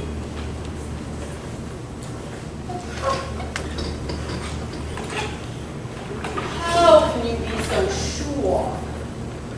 Because you're in the real world. And in the real world, there is no meaning. It just is. That is the most absurd thing I've ever heard! Exactly. The typer may be calling you to reason, but there are two paths you may go by. You can seek meaning when none exists and be frustrated. Or you can accept, as Sisyphus does, the pointlessness of it all and be free. Much time has passed, mes amis, but in the long run, you can still change your road you're going on.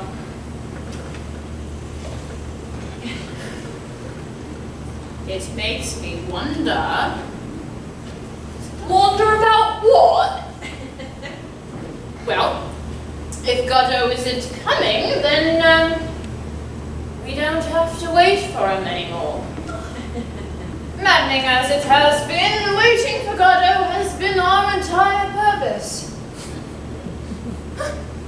What a pointless waste of time. I think you are starting to get the hang of it. It makes me wonder, you know, where do we go from here? Yes, that is the question.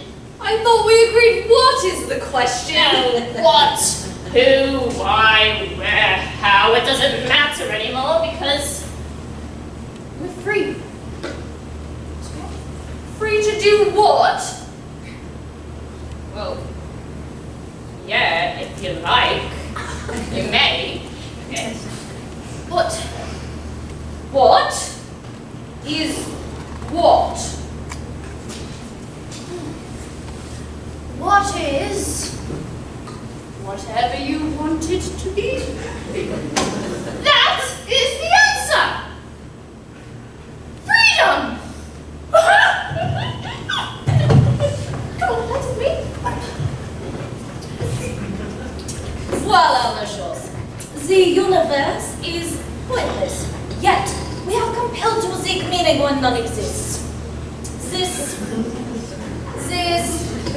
absurd reality demands revolt, mes amis. We have to resist. But how? We can try and deny it. We can try and distract ourselves. We can quit. But in the end, we must, like Sisyphus, just accept. There is no greater act of resistance we can perform. That is our mitzvah.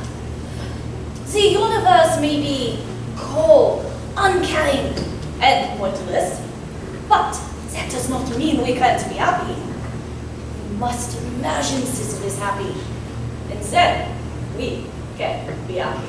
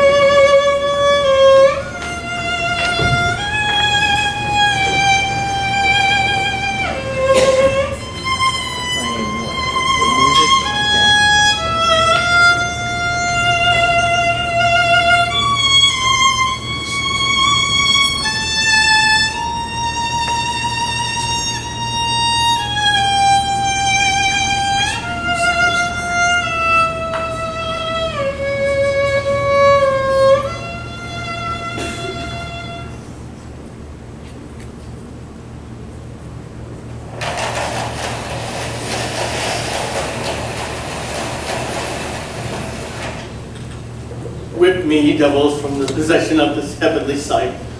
Blow me about in winds, roast me in sulphur, wash me in steep down gulfs of liquid fire. Oh, Desdemona, Desdemona dead! Oh! Where is this rash and most unfortunate man? That is he who is Othello. Here I am. Where is that viper? Bring the villain forth. Thou beest the devil. I cannot kill thee. Wrench his sword from him. I bleed, sir, but not kill. I am not sorry neither, for I had thee live. For in my sense 'tis happiness to die. Othello, thou wert so good. What shall be said to thee? By anything. An honorable murderer, if you will. For not, I didn't hate, did in all honor. This wretch hath part confessed this villainy. Did you and he consent in Cassio's death? Aye. Dear General, I gave you no cause. I do believe thee, and I beg your pardon. Will you, I pray, demand this demi-devil why he hath ensnared my body and soul? Demand me nothing. What I know, I know. From henceforth I shall never speak word, save for this final remark. Hello? What? Hello? That's right, Othello. I'm Chet Chesterton, and you're on. Hello? The pranking show sensation that's sweeping across every nation. Chesterton? Yes, Othello. And you've been pranked. So, what do you say we meet the zany pranksters who are responsible for today's show? This tournament has been going on for weeks. Excellent. Let's start with the leading man who sowed the seeds of doubt that grew into a hellspawn fury of self-destruction and torment. None other than Go!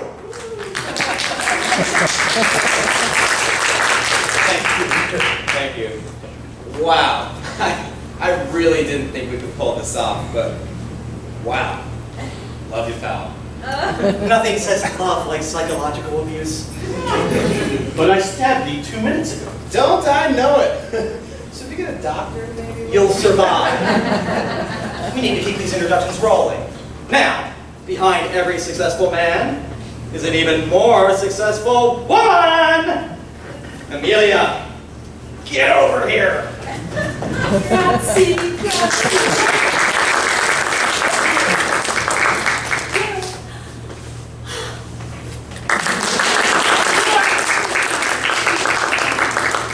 Amelia, you and your husband were both stabbed as part of today's prank.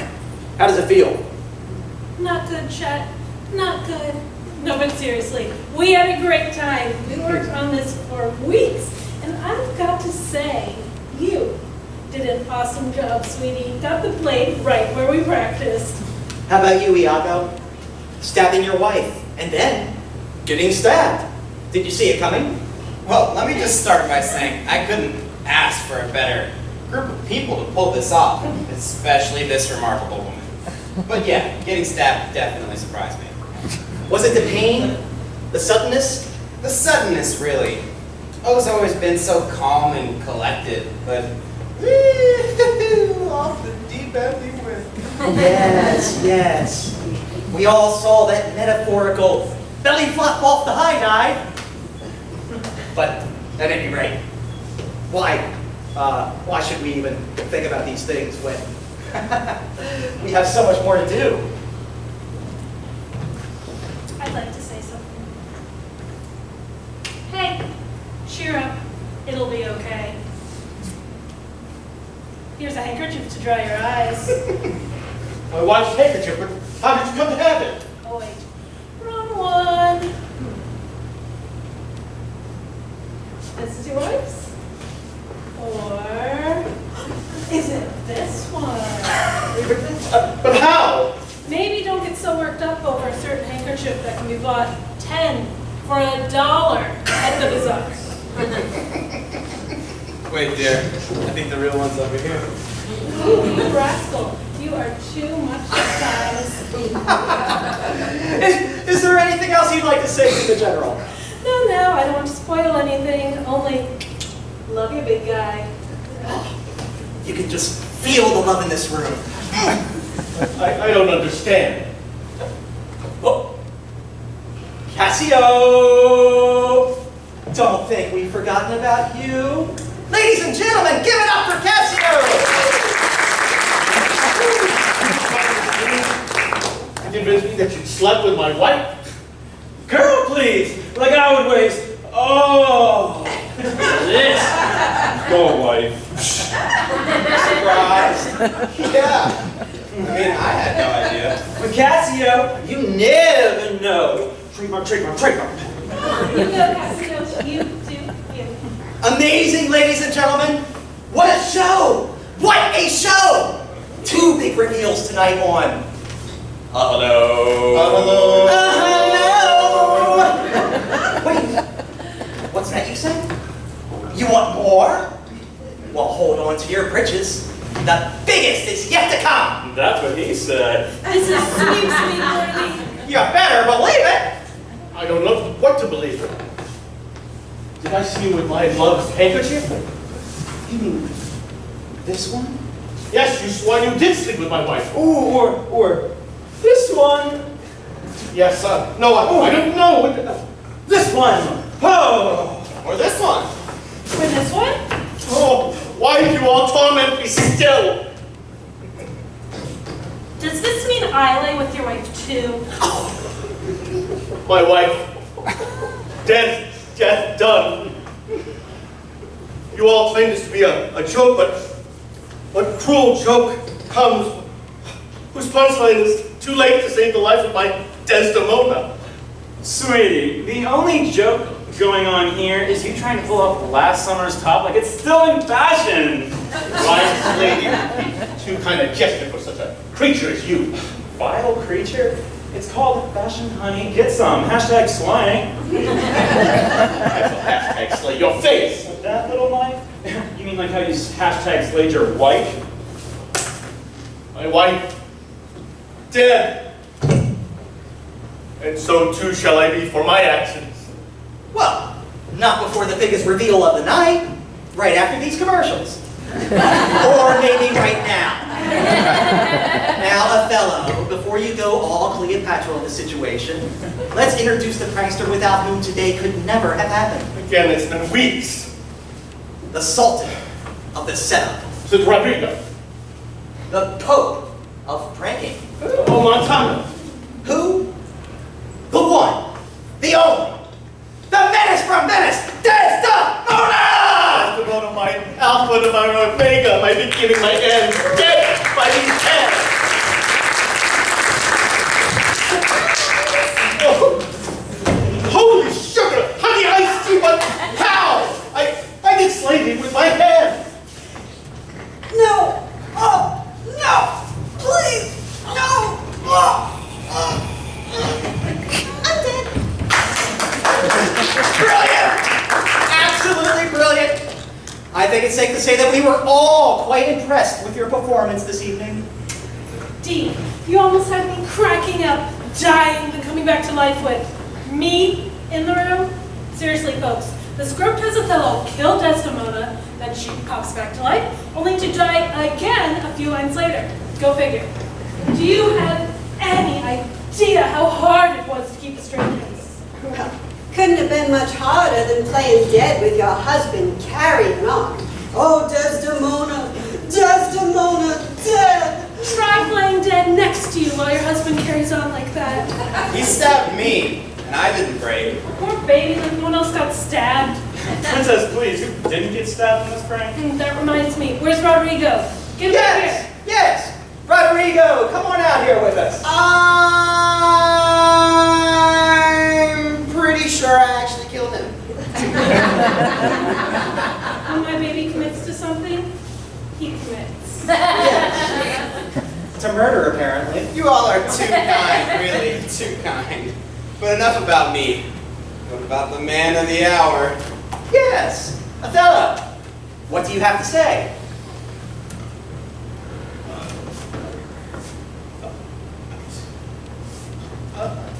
Oh, he's so overcome with joy, he's speechless. Joy, right. Whatever we tell ourselves to sleep through the night. Oh, sweet. Honey, my little gummy bear.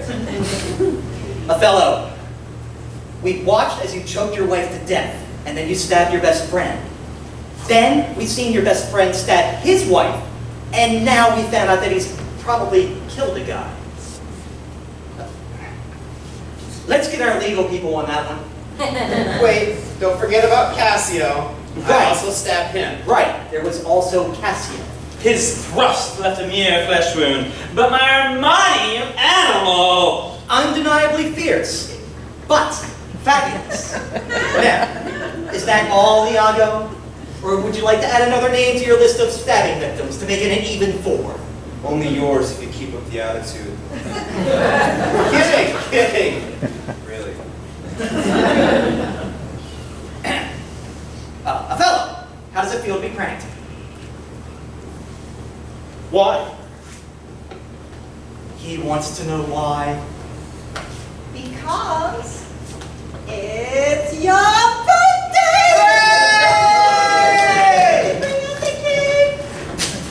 For he's a jolly good fellow, for he's a jolly good fellow, for he's a jolly good fellow, which nobody can deny. Happy birthday, Othello! Now, what do you have to say? Wonderful? Wow. Where's a tailor? Like, seriously, is there a tailor in the audience? What an extraordinary wife. I have to go to all the trouble to make this happen. Why would you do this to me? Because I love you. Oh, we love you.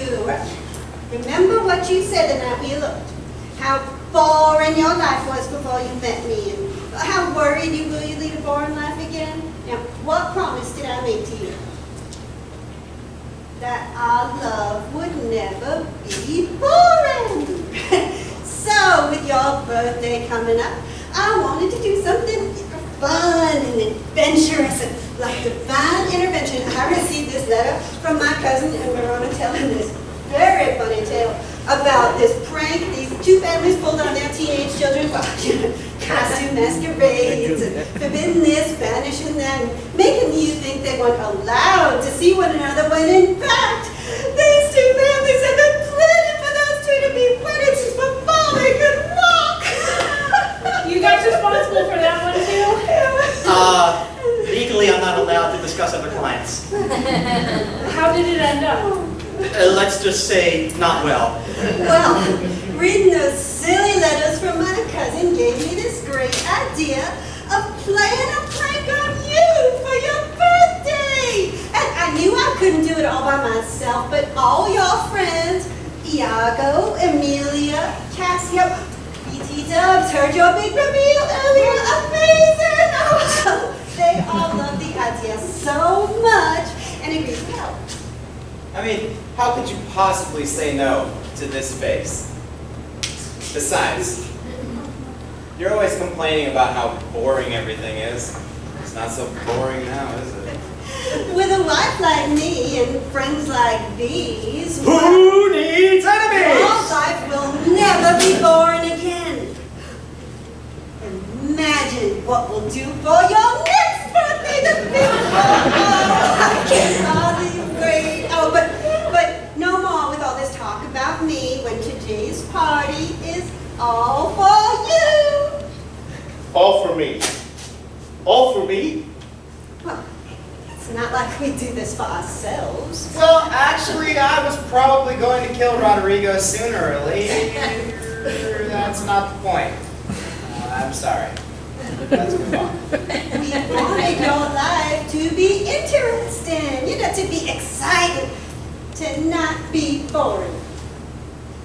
Iago spent weeks planting these ideas that my wife had cheated on me, which at first seemed absurd, but As each piece of evidence he put before me fell into place, like the handkerchief, the pleading on behalf of Cassio, to what I know now to be some staged exchange between Cassio and a prostitute.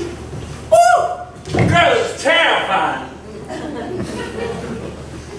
All of it aimed at driving away further and further between you and me, between myself and my sanity, between reality and madness.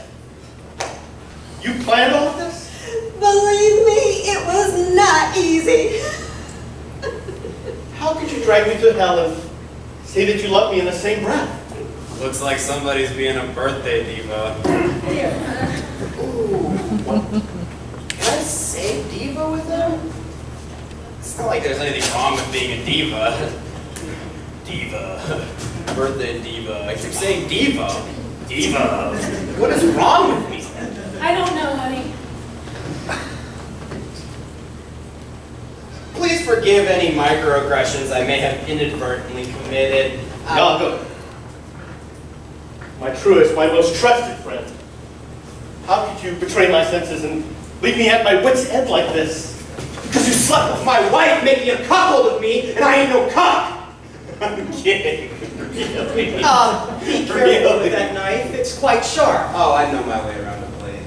Oh, don't we know it?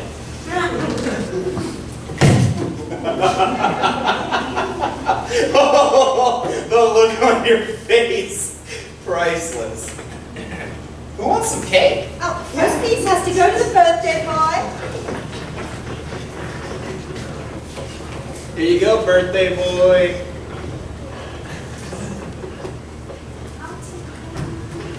Killed my wife tonight. I killed my wife tonight too. Big deal. Who's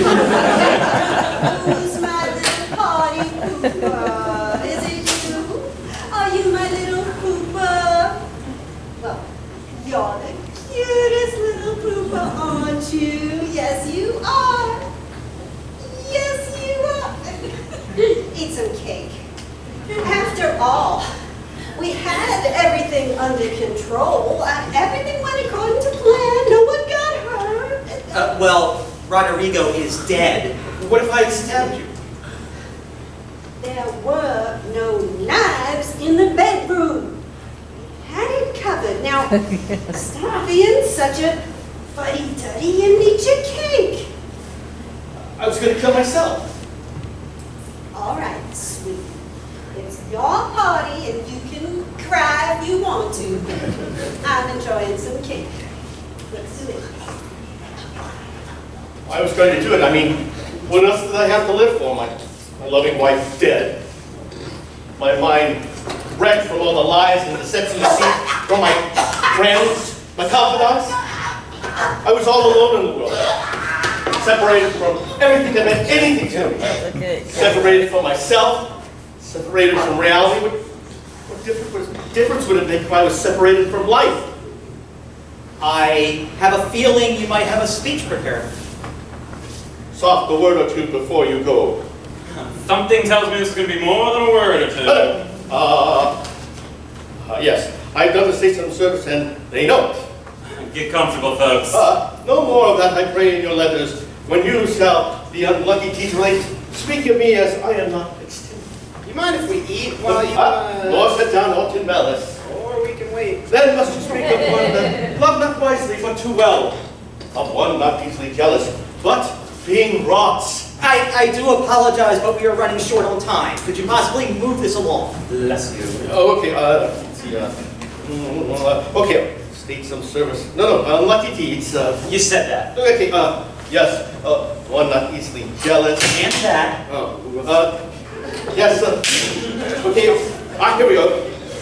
Like the base Indian. Whoa! That's so That's offensive. Okay,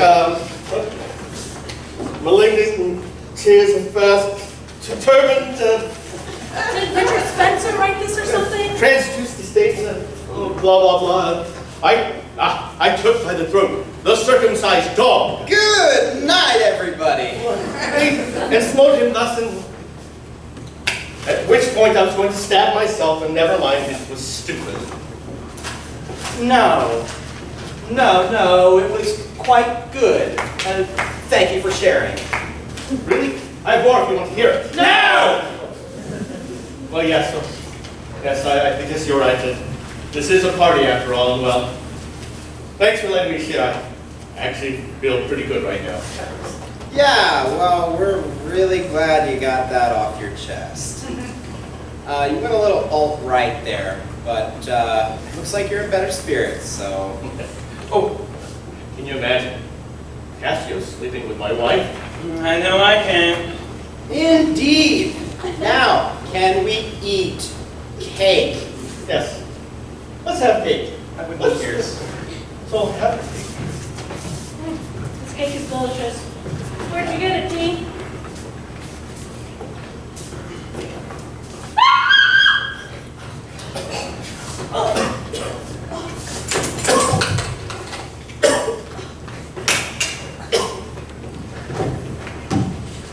My, they're both dead. Are you hurt? I'm going home.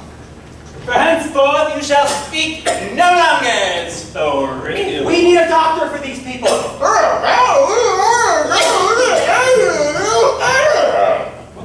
What part of not speaking no longer for real did you not understand? General, what do we do? Are there peanuts in this cake? It's chocolate with peanut butter icing. Why? I said chocolate, but no peanut butter icing. He is definitely allergic to peanuts. Son of a bitch! Ooh, didn't see that coming. It happens more than you think. These things always end like this. Once a tragedy, always a tragedy. And with that, I'm Chet Chesterton, here to remind you all that if life starts to blow, it could be Hello.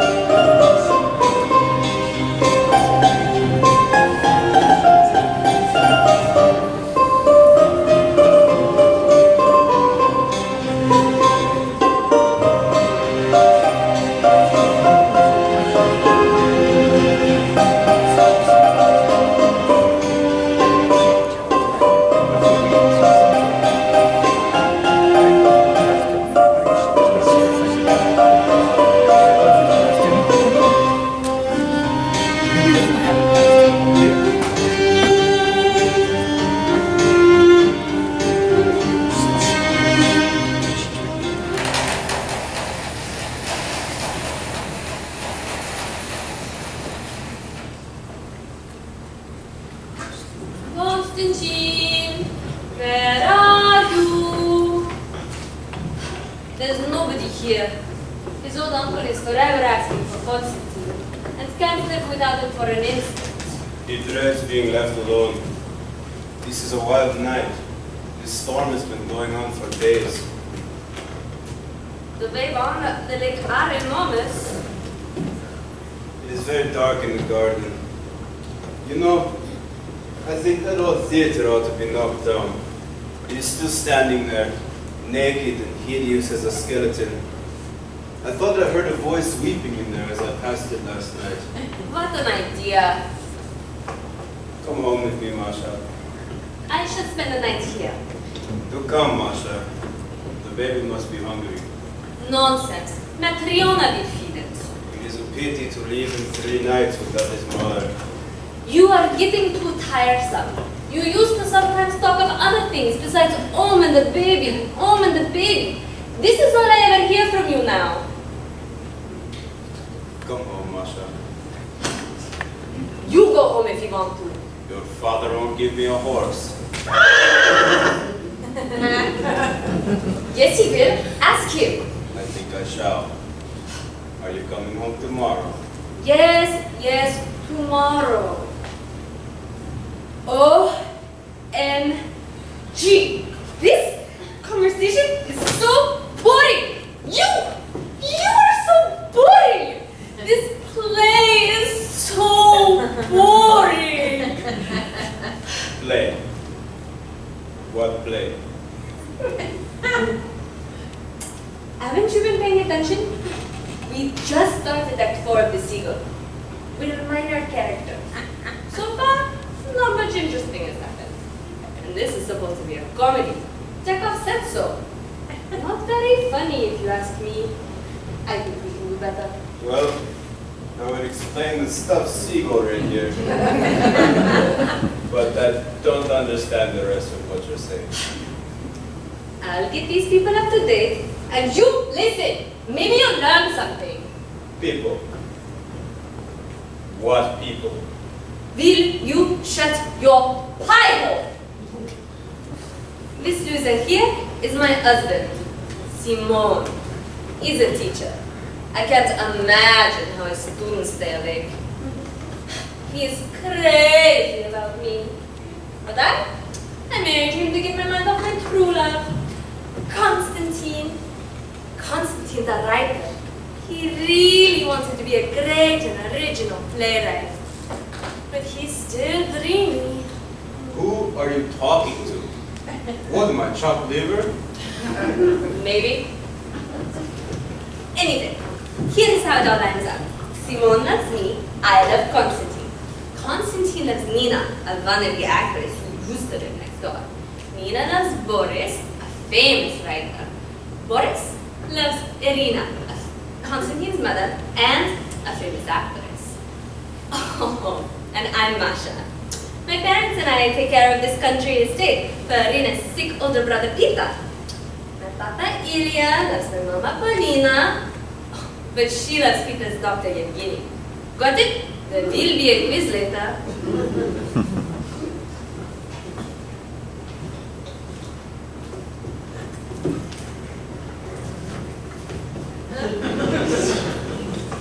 Oh, sure, Constantine. You're depressed again. Why don't you smile more? You're so pretty when you smile. Besides, I'm supposed to be the only one unhappy here. He is gorgeous, isn't he? If I weren't stuck with your father... Point taken. My mother, ladies and gentlemen. Ladies and gentlemen? Where? Never mind. But you know Constantine won't give us the time of day. It's always, Nina, Nina, Nina. Remember that time he shot himself in the head over his love for Nina? Wasn't that hilarious? He must be a terrible shot.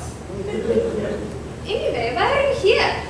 We're here to set up a bed for the boss. You know how he has a thing about his nephew, Constantine. He's half dead, so we humor him.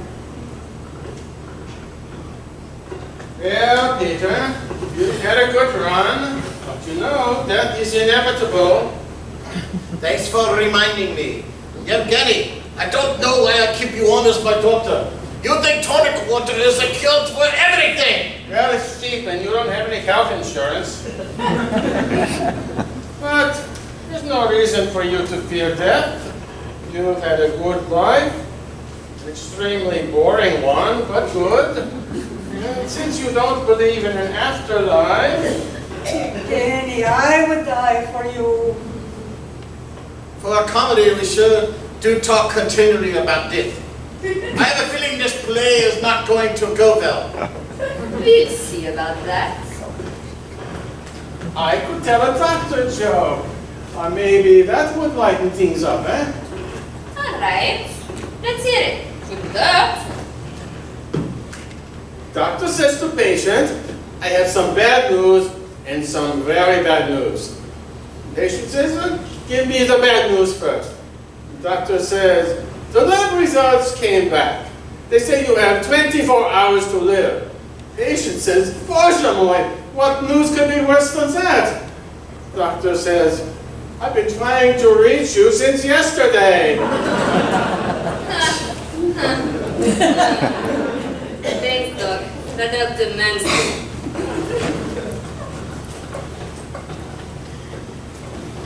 What did I miss? We thought we were rid of you. Didn't my stupid husband lend you a horse? No. He hates me. Everybody hates me. Because I'm so boring. But that's true. But your Deane could teach you some jokes. Life is no joking matter. That's why I only write serious stories about serious ideas. I have no use for people in my plays. People only do one thing. They disappoint. Even Nina? Especially Nina. Although, if she were to come back to me, I could be a happy man again. Constantine built a theater over there a couple years ago to put on one of his avant-garde plays, starring who else? Nina. She did a pretty good job, but for some reason the play didn't go over very well. Right, Constantine? They hated it. I was angry and humiliated. Nina was so embarrassed that she vowed to go off to the big city and become a real actress. Not even shooting that seagull was enough to keep her here. How shocking that didn't work! It's some sort of symbolism we still haven't quite figured out yet. All it did was turn our affections to Boris.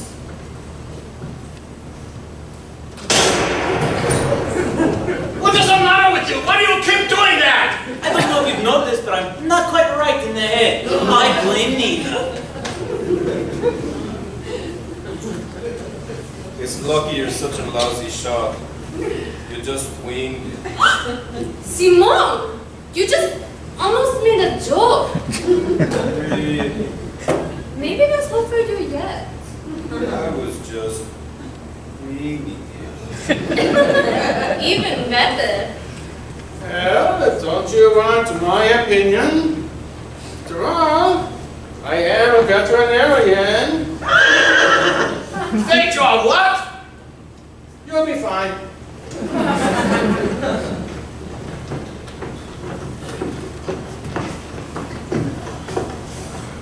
Madame, you are not only the world's greatest actress, but the most beautiful. That's what I keep telling Boris. Guess how old I am. You won't even come close. 50. Too close. Guess again. 30. See, I told you. It's my wardrobe, my hairstyle, my attitude, my tons of makeup. And then there's this son of mine who looks twice my age because he's such a sad sack and a mediocre writer besides. My loving mother, ladies and gentlemen. Who are you talking to? I don't know, I'm insane. I brought the magazine with your story in it. There's one of mine in there too. Mine is really excellent. I have not read yours, but I am sure it meets your usual standards. So, have you ever heard from Nina? I am curious as to what happened to her after I mentored her and encouraged her to become a professional actress. And then she turned out to be kind of a hack, and I abandoned her.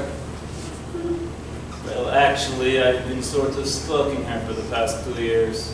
I've seen all of her performances, and yes, she's sorely lacking in talent, but I'm still attracted to her.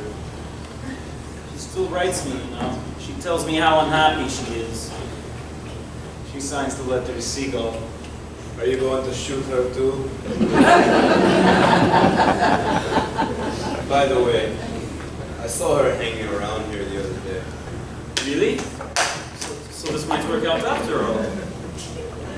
Hey, Dad, can I have a horse now? Do I look like I'm made of horses? You can walk the 6 mile home in this hurricane. You will be fine. All right. before I go, here is a teacher joke. As I was walking into my classroom, I heard two students arguing. One of them says to the other, "We found 10 rubles, and we're going to give it to whoever tells the biggest lie." "You should be ashamed of yourself," said I. "When I was your age, I didn't even know what a lie was. So they gave me the 10 rubles."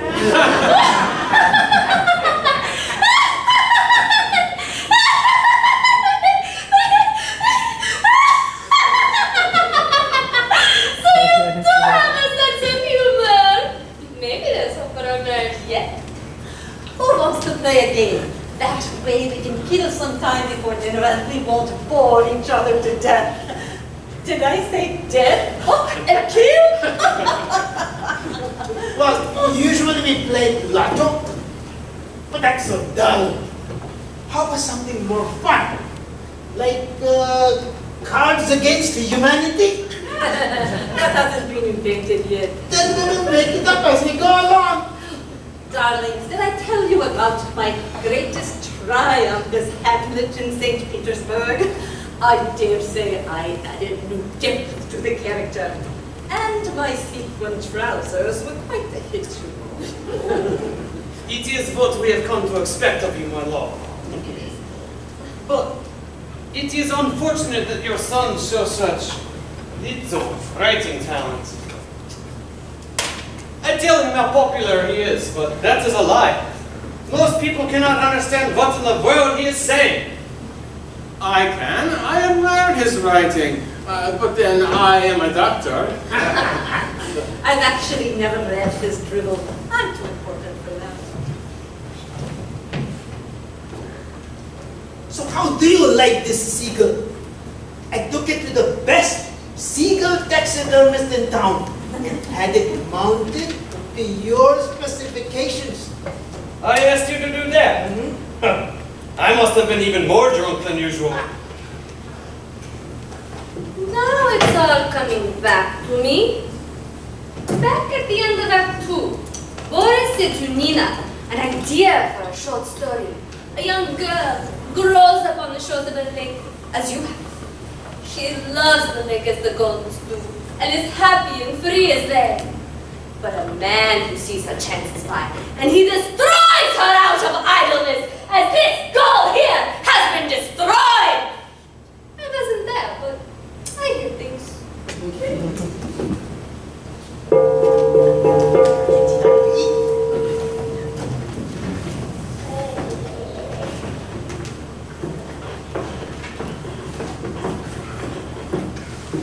Hey, aren't you going to eat with us? No. Thanks. I'm not hungry. Furthermore, someone important may be showing up. Okay. But try to keep things upbeat. We have a comedy to read right here. I wonder what she meant by that. Now, why is Flores such a great and popular writer, while I toil away in near obscurity? Eureka! From now on, I shall just plagiarize everything from him. Who's that? Is that my sweet Nina? My little seagull?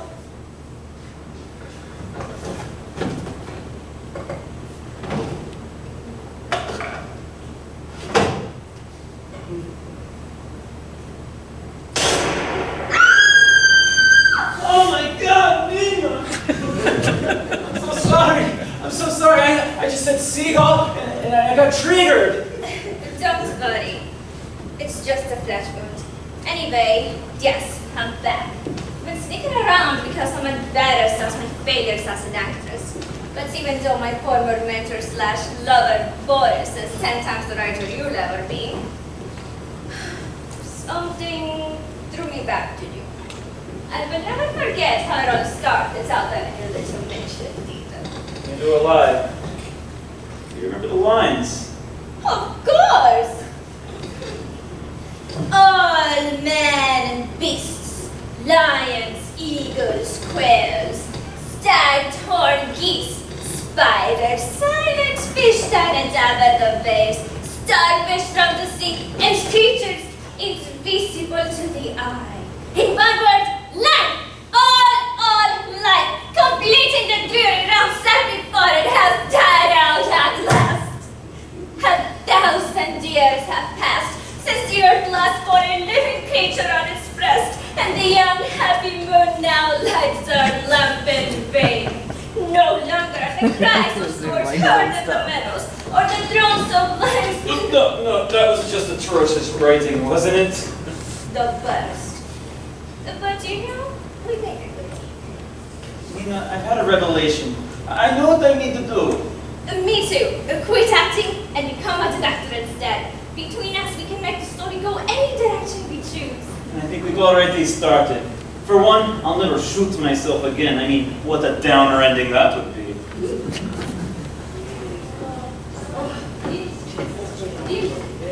Great. And Mama, you've been checking was amazing. Also, that's the fastest we've ever eaten. Yeah.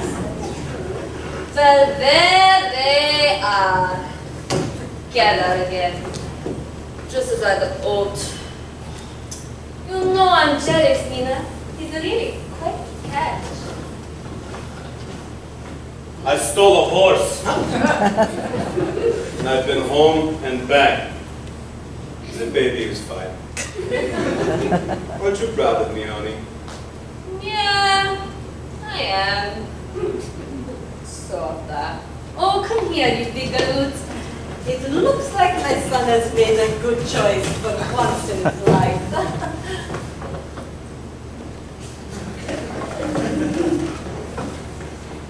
I am sorry I never told all of you I'm a horse doctor. But this one out on the sticks, you take what you can get, right? And I do love tonic water. Look, Paulina. How everybody is embracing someone. Do you think maybe we could do that too? Oh, all right. I see you. You're all smiling. Some of you aren't even crying. Just a little. Oh, and one more thing. And that, Dr. Chekhov, is how you write a comedy.